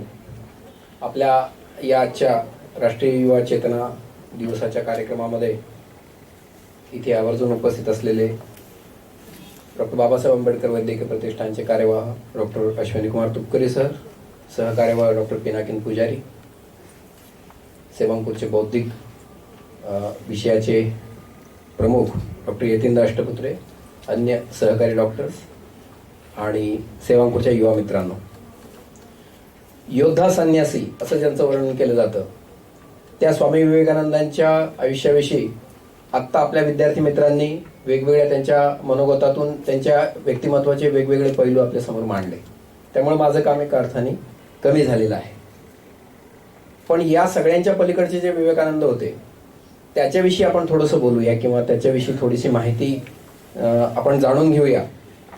उणपुरं 39 वर्षांचं आयुष्य लाभलेलं आहे. 1863, 12 जानेवारी 1863 ते 4 जुलै 1902 एवढं. या 39 वर्षापैकी पहिली 21 वर्ष तर तुमच्या आमच्यासारखीच गेलेली आहे. म्हणजे कॉलेजला जायचं, शाळेमध्ये जायचं, फुटबॉल खेळायचा, आणखीन देवाधर्माची थोडी टिंगलटवाळी पण करायची. कोणी साधू दिसला त्याला पण प्रश्न जाऊन विचारायचा की काय एवढं सगळं देवदेव करता किंवा एवढे काय पूजापाठ करता, देव भेटलाय का तुम्हाला? आणि असं विचारत एके दिवशी जे कोणी असे प्रवचन देत असतील त्यांना जाऊन विचारायचे की थोडासा उपवास असायचा आणि थोडंसं इंग्रजी शिक्षण असल्यामुळे सुरुवातीला असं होतं की याला त्याला भेटलं की काय देव दिसला का तुम्हाला, भेटला तुम्हाला, एवढी पूजा करता, एवढं अध्यात्म सांगता. आणि कोणीतरी त्यांना सांगितलं की जा तिकडे दक्षिणेश्वरी एक फाटका माणूस बसलेला आहे आणि त्याने देव बघितलेला असेल, कदाचित जाऊन त्याला विचार.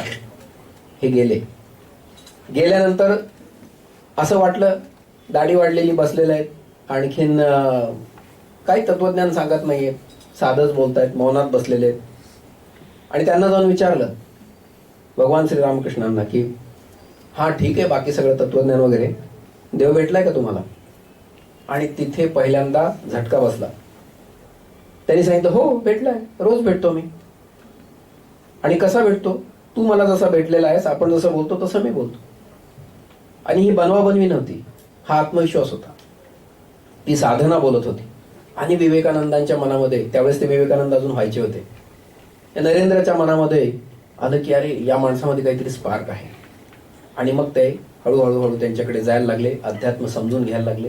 आणि लक्षात असं आलं की भारतीय ज्ञानाचा एक मोठाच्या मोठा समुद्र आपल्याला सगळ्यांना सापडलेला आहे, खजिनाच आपल्याला सगळ्या सापडलेला आहे.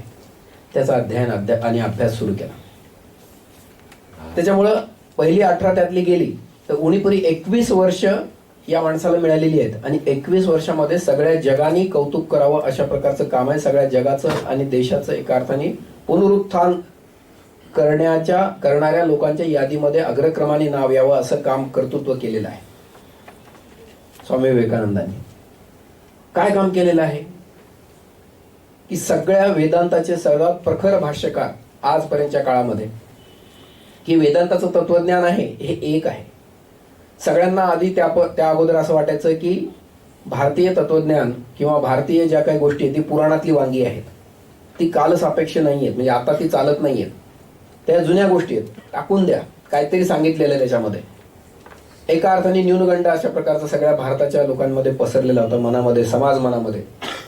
आणि असंही वाटत होतं की इंग्रजी शिक्षणाशिवाय काही तरणोपाय नाही, इंग्रजी शिक्षणात काही वाईट नाही.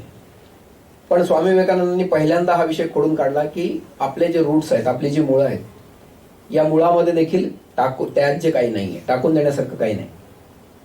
त्याच्यामध्ये ज्या भेसळ झालेली आहे, गोष्टी नंतर आलेल्या आहेत, त्या गोष्टी काढून टाकल्याच्या नंतर निखळ ज्ञानाचा प्रसार आहे.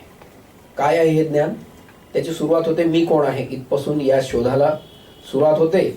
आणि मग व्यक्तीपासून ते समष्टीपर्यंतचा त्याचा प्रवास असा पुढे जात असतो की माझ्या अवतीभोवतीचा समाज जर सुखी झाला, संपन्न झाला, शांततेत राहायला लागला, तर स्वाभाविकपणाने मला चिरकाल टिकणारं सुख लाभतं. सुखाचे अनेक प्रकार असतात. एक आईस्क्रीम खाल्ल्यानंतर सुख वाटतं, दुसरं खाल्ल्यानंतर अजून जास्त वाटतं, 4थ्या 5व्या आईस्क्रीम नंतर असं वाटतं की नको आईस्क्रीम, आणखी मग 8-10 आईस्क्रीम खाल्ल्यानंतर मग उलटीच होते. आणि पुढे मग वर्षभर आईस्क्रीम खाणार नाही अशी प्रतिज्ञा माणूस घेतो. त्यामुळे हे चिरस्थायी सुख नाही, शाश्वत सुख नाही. शाश्वत सुख काय आहे याचा सगळा उपनिषदांचा अभ्यास, उपनिषदांनी हे सांगितलेला आहे. तो अभ्यास स्वामी विवेकानंदांनी साध्या सोप्या शब्दामध्ये हा लोकांच्या समोर मांडला. हे करत असताना, एवढं अलौकिक अशा प्रकारचं कार्य करत असताना स्वाभाविकपणाने संसारामध्ये गुंतून जाण्याची काही गुंतून पडले असते तर मग हे अलौकिक कार्य करता आलं नसतं. आणि म्हणून ठरवलं की परिव्राजक बनायचं. परिव्राजक याचा अर्थ असा आहे की संन्यस्त आयुष्य स्वीकारायचं आणि देशभर भ्रमण करायचं.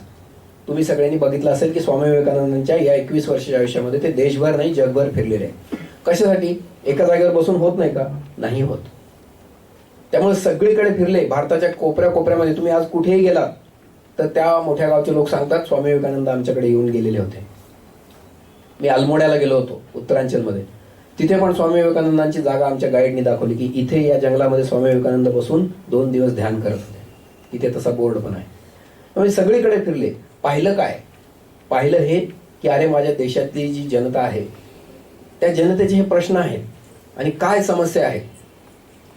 त्यामुळं त्याच्यावरती उत्तर शोधण्याच्या या सगळ्या परिव्राजकतेमध्ये, परिभ्रमणामध्ये फिरत फिरत फिरत कन्याकुमारीला गेले. तिथे साधनेला बसले.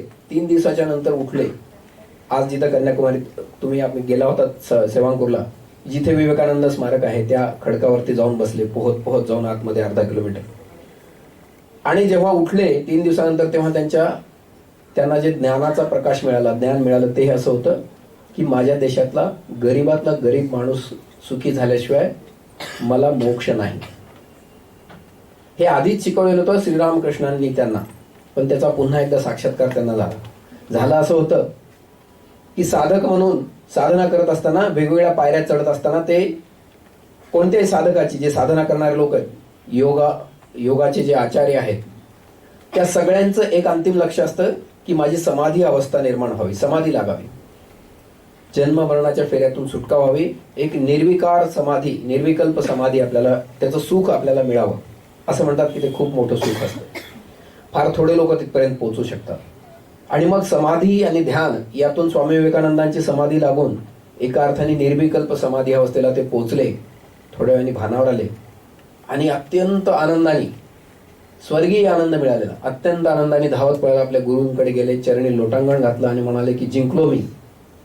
आपण मला दिलेल्या मार्गातून मला निर्विकल्प समाधीचा अनुभव मिळाला आणि यापेक्षा कुठलं मोठं सुख नाही. असं वाटलं की गुरु पाठीवर शाबासकी देतील, पाठ थोपडतील, म्हणतील तू खूप छान शिष्य मिळालास मला, इतके कोणी पोचत नाही निर्विकल्प समाधीमध्ये. झालं काय?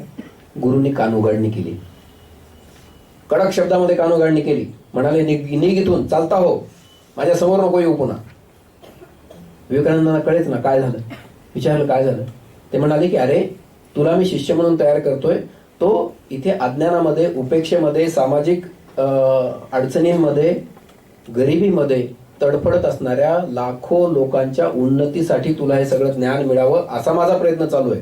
आणि तू आपला स्वतःचा निर्विकल्प समाधी आणि मोक्ष, व्यक्तिगत स्वतःचा मोक्ष, याच्या मागे लागलास. तुझी निर्भत्सना मी करतो, तुझा मी धिक्कार करतो. या शब्दामध्ये गुरूंनी कानउघाडणी केली. विवेकानंदांचे डोळे खाडकन उघडले. आज आपण बघतो जगामध्ये सर्वात जास्ती कदाचित सेवा कार्य चालवणे, संस्थात्मक सेवा कार्य चालवण्याचं काम, त्याचा पाया स्वामी विवेकानंदांनी घालून दिलेला आहे रामकृष्ण मठाच्या माध्यमातून. गावोगावी सेवा कार्य इथे पण आहे. बीड बायपासला आश्रम आहे. भारतामध्ये सर्वात जास्ती नाव ज्यांच्या नावाने सेवा प्रकल्प आहेत असं स्वामी विवेकानंदांचं नाव आहे. तर ही सगळी कहाणी, ही प्रेरणा स्वामी विवेकानंदांची आहे. अमेरिकेतल्या त्यांच्या त्या प्रसंगाबद्दल अनेकांनी वर्णन केलं, sisters and brothers of America. पण ते कशासाठी तिथे गेले होते? लोकांना असं वाटतं की आपल्या स्वतःचं नाव व्हावं, कीर्ती व्हावी आणि हिंदू धर्माचा प्रचार प्रसार तिकडे व्हावा, यासाठी स्वामीजी गेले होते. चूक आहे. स्वामीजी तिथे गेलेले होते, ते लिहून ठेवलेले त्यांनी. ते असं म्हणतात की माझ्या देशातल्या लोकांची गरिबी दूर होण्यासाठी पाश्चात्य देशांमध्ये जागृती करून तिकडनं काही रिसोर्सेस इकडे आणता आले. माझ्या देशामध्ये ज्ञान आहे परंतु गरिबी आहे. त्यांच्याकडे रिसोर्सेस आहेत परंतु त्यांना जे शाश्वत ज्ञान मिळायचं आहे ते अजून मिळालेलं नाही. ही एक्सचेंज करता आली तर माझ्या देशाची एका अर्थाने आर्थिक विकास होईल, उन्नती होईल, चांगल्या अवस्थेमध्ये उपासमार होणार नाही लोकांची. यासाठी मी विदेशाला जात आहे, लिहून ठेवलेलं आहे. पहिल्यांदा स्वामी विवेकानंद त्यांचं जायचं ठरलं, लोकांनी पैसे गोळा केले आणि काही कारणाने ते जहाज रद्द झालं, ते जाता नाही आलं. तर सगळेजण म्हणले की हे पैसे राहू द्या स्वामीजी तुमच्याकडे, जेव्हा केव्हा वेळ येईल तेव्हा तुम्ही जा पुढे. स्वामीजी म्हणाले नाही. ते सगळे पैसे त्यांनी सांगितलं की अन्नदान करा लोकांना, जे भुकेले लोक आहेत त्यांच्यासाठी हे पैसे वापरा. इतका हा सगळा विषय. जेव्हा ते अमेरिकेतून परत आले तेव्हा उतरल्याबरोबर सगळे लोक हार तुरे माळा घेऊन होते, दिग्विजय करून आलेले होते जगाचा. इतकं मोठं नाव झालेलं होतं. आणि इथे उतरल्यानंतर यांनी काय करावं, इथे उतरल्यानंतर मातीमध्ये गडबडा लोळले त्या जहाजावरून. आणि माझ्या देशाची माती मला प्रिय आहे, डोळ्यातनं अश्रू वाहत आहेत, ती माती घेऊन आपल्या कपाळाला लावलेली आहे. इतकं अजोड अशा प्रकारचं देशप्रेम आहे, इतकं अजोड अशा प्रकारचं समाजप्रेम आहे. अनेक वेळेला आपण म्हणतो की सामाजिक सुधारणा करणाऱ्यांनी स्वतःपासून सुरुवात केली पाहिजे. स्वामी विवेकानंदांच्या अनेक गोष्टी आहेत. तथाकथित अस्पृश्य समजले, त्या काळामध्ये फार मोठ्या प्रमाणामध्ये समाजामध्ये जातीपातीचे भेद होते, आजही आहेत. स्वामीजींनी पाहिलं त्यांच्या परिभ्रमणामध्ये की केरळमध्ये, कर्नाटकमध्ये अस्पृश्य जातीमध्ये जन्मलेल्या लोकांच्या गळ्यातमध्ये गाडगे आहेत आणि ते असे त्याच्यातच थुंकायचं नाही, कारण की ते थुंकले तर त्याचा विटाळ अन्य लोकांना होईल. अशा प्रकारचं हे पाहिल्यानंतर स्वामीजी अत्यंत उद्विग्न झालेले आहेत. त्यांनी लिहून ठेवलेलं आहे आणखी, अरे हा काय वेडेपण आहे, आणखीन 100 वर्ष जर हे असंच चालत राहिलं तर या देशाला सगळ्यांना वेड्याच्या इस्पितळात दाखल करावं लागेल. हे त्यांचं वाक्य आहे. आपल्या दुर्दैवाने आजही 125-150 वर्ष झाली तरी देखील जातीपातीवरूनचे भेदभाव थांबलेले नाहीत, जातीपातीवरूनचे अन्याय अत्याचार देखील थांबलेले नाहीत. म्हणून युवा पिढीसमोर हे कर्तव्य आहे की स्वामी विवेकानंदांचे सामाजिक विचार आपण घेऊन पुढे गेलं पाहिजे. आणि म्हणून तुम्ही जर वाचलं असेल तर जाती धर्म संस्कृती या नावाचं स्वामी विवेकानंदांच्या भाषणाचं पुस्तक आहे. अगदी 20-25 पानांचंच पुस्तक आहे, जरूर वाचा. इथे रामकृष्ण मठामध्ये त्याची मराठी आवृत्ती पण उपलब्ध आहे. त्यामध्ये ते अत्यंत कडक शब्दामध्ये जातपात पाळणाऱ्याची कानउघाडणी करतात. इतक्या कडक शब्दात की मी इथे सांगू शकत नाही. जातपात पाळणाऱ्या लोकांना म्हणतात तुम्ही मरून जा, तुमचं अस्तित्व ह्या देशाला दुर्गंधीने भरून टाकत आहे, तुम्ही मरून जा, नव्या लोकांना वर येऊ द्या, नव भारताचा उदय होऊ द्या. तो कुठून होणार आहे? तो सर्वसामान्य कामगारातून होणार आहे, तो गटार साफ करणाऱ्या लोकांच्या मधून होणार आहे. या सगळ्यांना वर येऊ द्या तुम्ही आणि तुमच्या त्या जुनाट रूढी या आता मसनावरती नेऊन टाका. या शब्दामध्ये त्यांनी कानउघाडणी केलेली आहे. मला सांगा 1890 मध्ये, 1885, 1890, 1895 मध्ये कोणता समाज सुधारक इतक्या कडक शब्दामध्ये लोकांची कानउघाडणी करत होता? कधीही टीकेला घाबरलेले नाहीयेत. आणि ही सगळी जी साखळी सेवा कार्यांची उभी केली त्यामागं देखील तत्वज्ञान आहे. मग अशी गीतामध्ये पण उल्लेख झाला. दरिद्री नारायण हा शब्द भारताला दिलेला आहे त्यांनी. ते म्हणतात की अरे तुम्ही या देवाची त्या देवाची त्या देवाची पूजा करता, दरिद्री नारायणाची पूजा करा. दरिद्र नारायण हा शब्द वापरलाय. जरा आपण कधीतरी याचा विचार केला पाहिजे की हा शब्द का वापरला असेल. ते म्हणतात की शिवभावे जीवसेवा करायची आहे, म्हणजे समोरचा ज्याची मी सेवा करतो आहे. आणि म्हणून आपल्या भारतीय संस्कृतीमध्ये मी सेवा करतो असा शब्द वापरत नाहीत, माझ्या हातून सेवा घडते असा शब्द वापरला जातो. स्वामी विवेकानंदांनी तेच तत्वज्ञान आपल्या सगळ्यांना सांगितलेलं आहे की शिवभावे जीवसेवा करा आणि सेवा ही परमोधर्म, हे देखील उपनिषदांमधूनच वाक्य आपल्या सगळ्यांना काढून दिलेलं आहे. आणि मग इतरांसाठी निस्वार्थ भावनेने काही करणं म्हणजेच सेवा, जी सेवांकुरच्या विद्यार्थ्यांनी, आपल्या नावातच सेवा आहे, सेवांकुरच्या विद्यार्थ्यांनी आत्ता कोविडच्या लॉकडाऊनच्या आणखीन सगळ्या अवेअरनेसच्या ड्राईव्हमध्येही ही अत्यंत आत्मीयतेने हे आपण दाखवलेलं आहे, दर्शवलेलं आहे, याचं प्रदर्शन केलेलं आहे. याचं मूळ आपण ज्यांना प्रेरणास्थान समजतो या सगळ्या महापुरुषांच्या प्रतिमा आपण इथे लावलेल्या आहेत, त्याच्यामध्ये याचं मूळ आहे. स्वामीजी म्हणायचे की माझ्या देशातला माणूस तर जाऊ द्याच, एखादा कुत्रा जरी उपाशी राहिला तरी देखील मला मोक्ष मिळणार नाही. समाजाच्या प्रतीचं इतकं पराकोटीचं प्रेम हे स्वामीजींचं होतं. युवकांना जो संदेश त्यांनी दिलेला होता, एक वेळेला एक तरुण मुलगा गेला, खूप भारलेला, असा किडकिडीत, पण एकदम असा चार्जड अवस्थेमध्ये गेला आणि स्वामीजींना म्हणाला की मला आता काहीतरी करायचंय देशासाठी, धर्मासाठी, समाजासाठी, तर मी काय करू? त्याच्याकडे बघितलं स्वामीजींनी तर फूक मारला तर उडून जाईल अशा पद्धतीचा होता. ते त्याला म्हणाले, बाळा आधी फुटबॉल ग्राउंडवर जा आणि फुटबॉल मनसोक्त खेळ, आणि हीच तुझी राष्ट्रसेवा समज. सांगायचा मुद्दा असा आहे की सेवेबरोबरच दुबळ्यांकडून सेवा होत नाही. आणि म्हणून आपलं शरीर माध्यम खलु धर्म साधन असं आपल्याकडे म्हटलेलं आहे की तुमचं शरीर हे सर्व गोष्टींचं माध्यम आहे. मग अशी आपल्या नाटिकेमध्ये देखील ते सांगितलं की युवा पिढी व्यसनांचा विळखा आणि ह्या सगळ्या अनेक गोष्टी आहेत, त्याच्यावरती आपण फार बोलायची गरज पण नाही. परंतु सकारात्मकता पुढे घेऊन जात असताना व्यायाम खेळ, एकाग्रता या सगळ्यांचं महत्त्व स्वामीजींनी सांगितलेलं आहे. आणि त्याच पुढे जाऊन हे सगळं करायचं कशासाठी? सगळं करायचं यासाठी आपल्याकडे एक पद्य आहे, विकसित व्हावे विकसित होऊन अर्पुनी जावे. हे सगळं करायचं कशासाठी? हे करायचं यासाठी की माझ्या समाजाची मला सेवा करता आली पाहिजे. हे 2 महापुरुषांच्या प्रतिमा देखील इथे लावलेल्या आहेत. पाहिजे तर करोडो रुपये मिळवू शकले असते. त्या काळातले पहिले बॅरिस्टर आहेत, हे त्या काळातले पहिले सर्जन आहेत. दोघांनी तशी प्रॅक्टिस केली नाही. पाहिजे तर करोडो रुपये कमवू शकले असते, त्यांच्या पुढच्या पिढ्या बसून खाऊ शकल्या असत्या, पण नाही. या दोघांनी आपलं सगळं जे विकसित होणं आहे ते सगळं राष्ट्राच्या प्रती, समाजाच्या प्रती अर्पित करून टाकलं. स्वामी विवेकानंदांच्या आयुष्यामधून युवकांना देखील हाच संदेश आपल्याला मिळतो.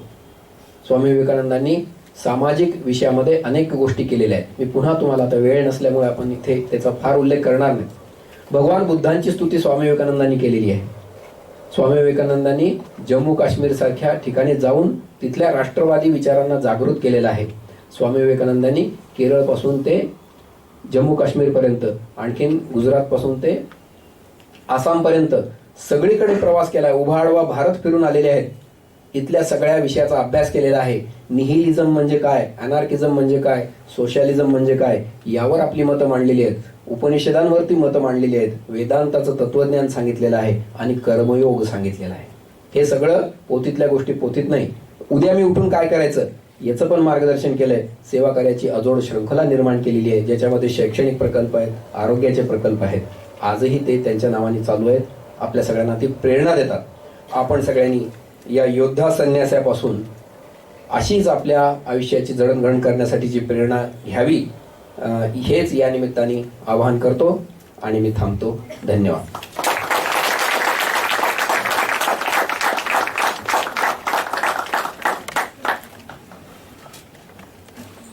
धन्यवाद सर, आपला अमूल्य वेळ आम्हाला दिल्याबद्दल.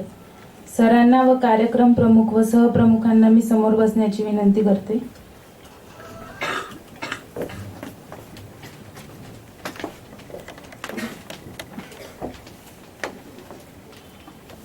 बहुरूपे सम्मुखे तोमार, छाडी कोथाय खुंजिछो ईश्वर, जीवे प्रेम करे जेई जन, सेई जन सेविछे ईश्वर. ईश्वर अनेक रूपाने तुझ्या समोर उभा आहे. ते सोडून तू कुठे शोधतोस? जे कोणी प्राणीमात्रांवर प्रेम करतात तेच ईश्वराची खरी सेवा करतात, तेच ईश्वराची खरी सेवा करतात. आभार प्रदर्शन करण्यासाठी मी पल्लवी राठोडीला मंचावर येण्याची विनंती करते.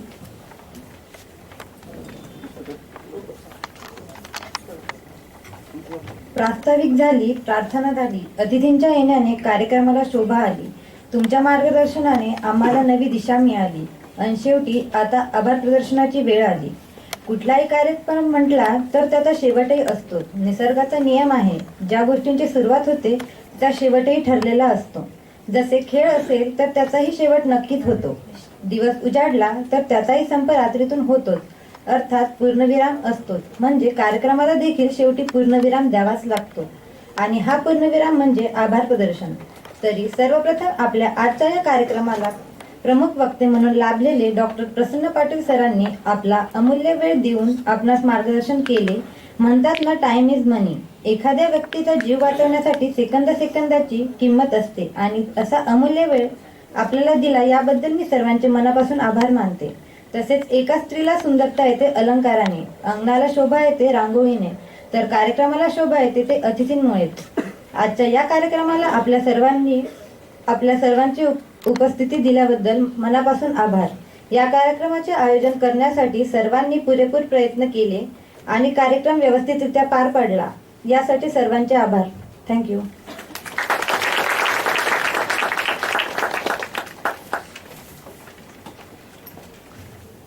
धन्यवाद पल्लवी. आता आपल्यासाठी काही महत्त्वाच्या सूचना आहेत. आपल्यातील वाचनाची आवड असणाऱ्यांसाठी बाहेर पुस्तकांचा स्टॉल आहे, तरी आपण सर्वांनी त्याचा आनंद घ्यावा. तसेच खाली चहापानाची व्यवस्था केलेली आहे, तरी आपण सर्वांनी त्याचा लाभ घ्यावा.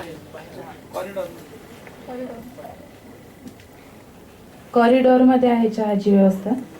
कार्यक्रमाची सांगता शांती मंत्राने होईल व त्यानंतर कुठल्याही सूचना दिल्या जाणार नाहीत.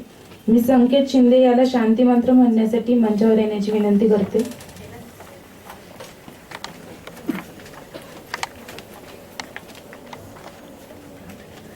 सर्वांनी हात जोडून डोळे बंद करायचे आहेत आणि माझ्या मागे शांती मंत्र म्हणायचं. ओम सर्वे भवन्तु सुखिनः. ओम सर्वे भवन्तु सुखिनः. सर्वे सन्तु निरामयः. सर्वे सन्तु निरामयाः. सर्वे भद्राणि पश्यन्तु. सर्वे भद्राणि पश्यन्तु. मा कश्चित् दुःख भाग् भवेत्. मा कश्चित् दुःख भाग् भवेत्. ओम शांति शांति शांति. ओम शांति शांति शांति.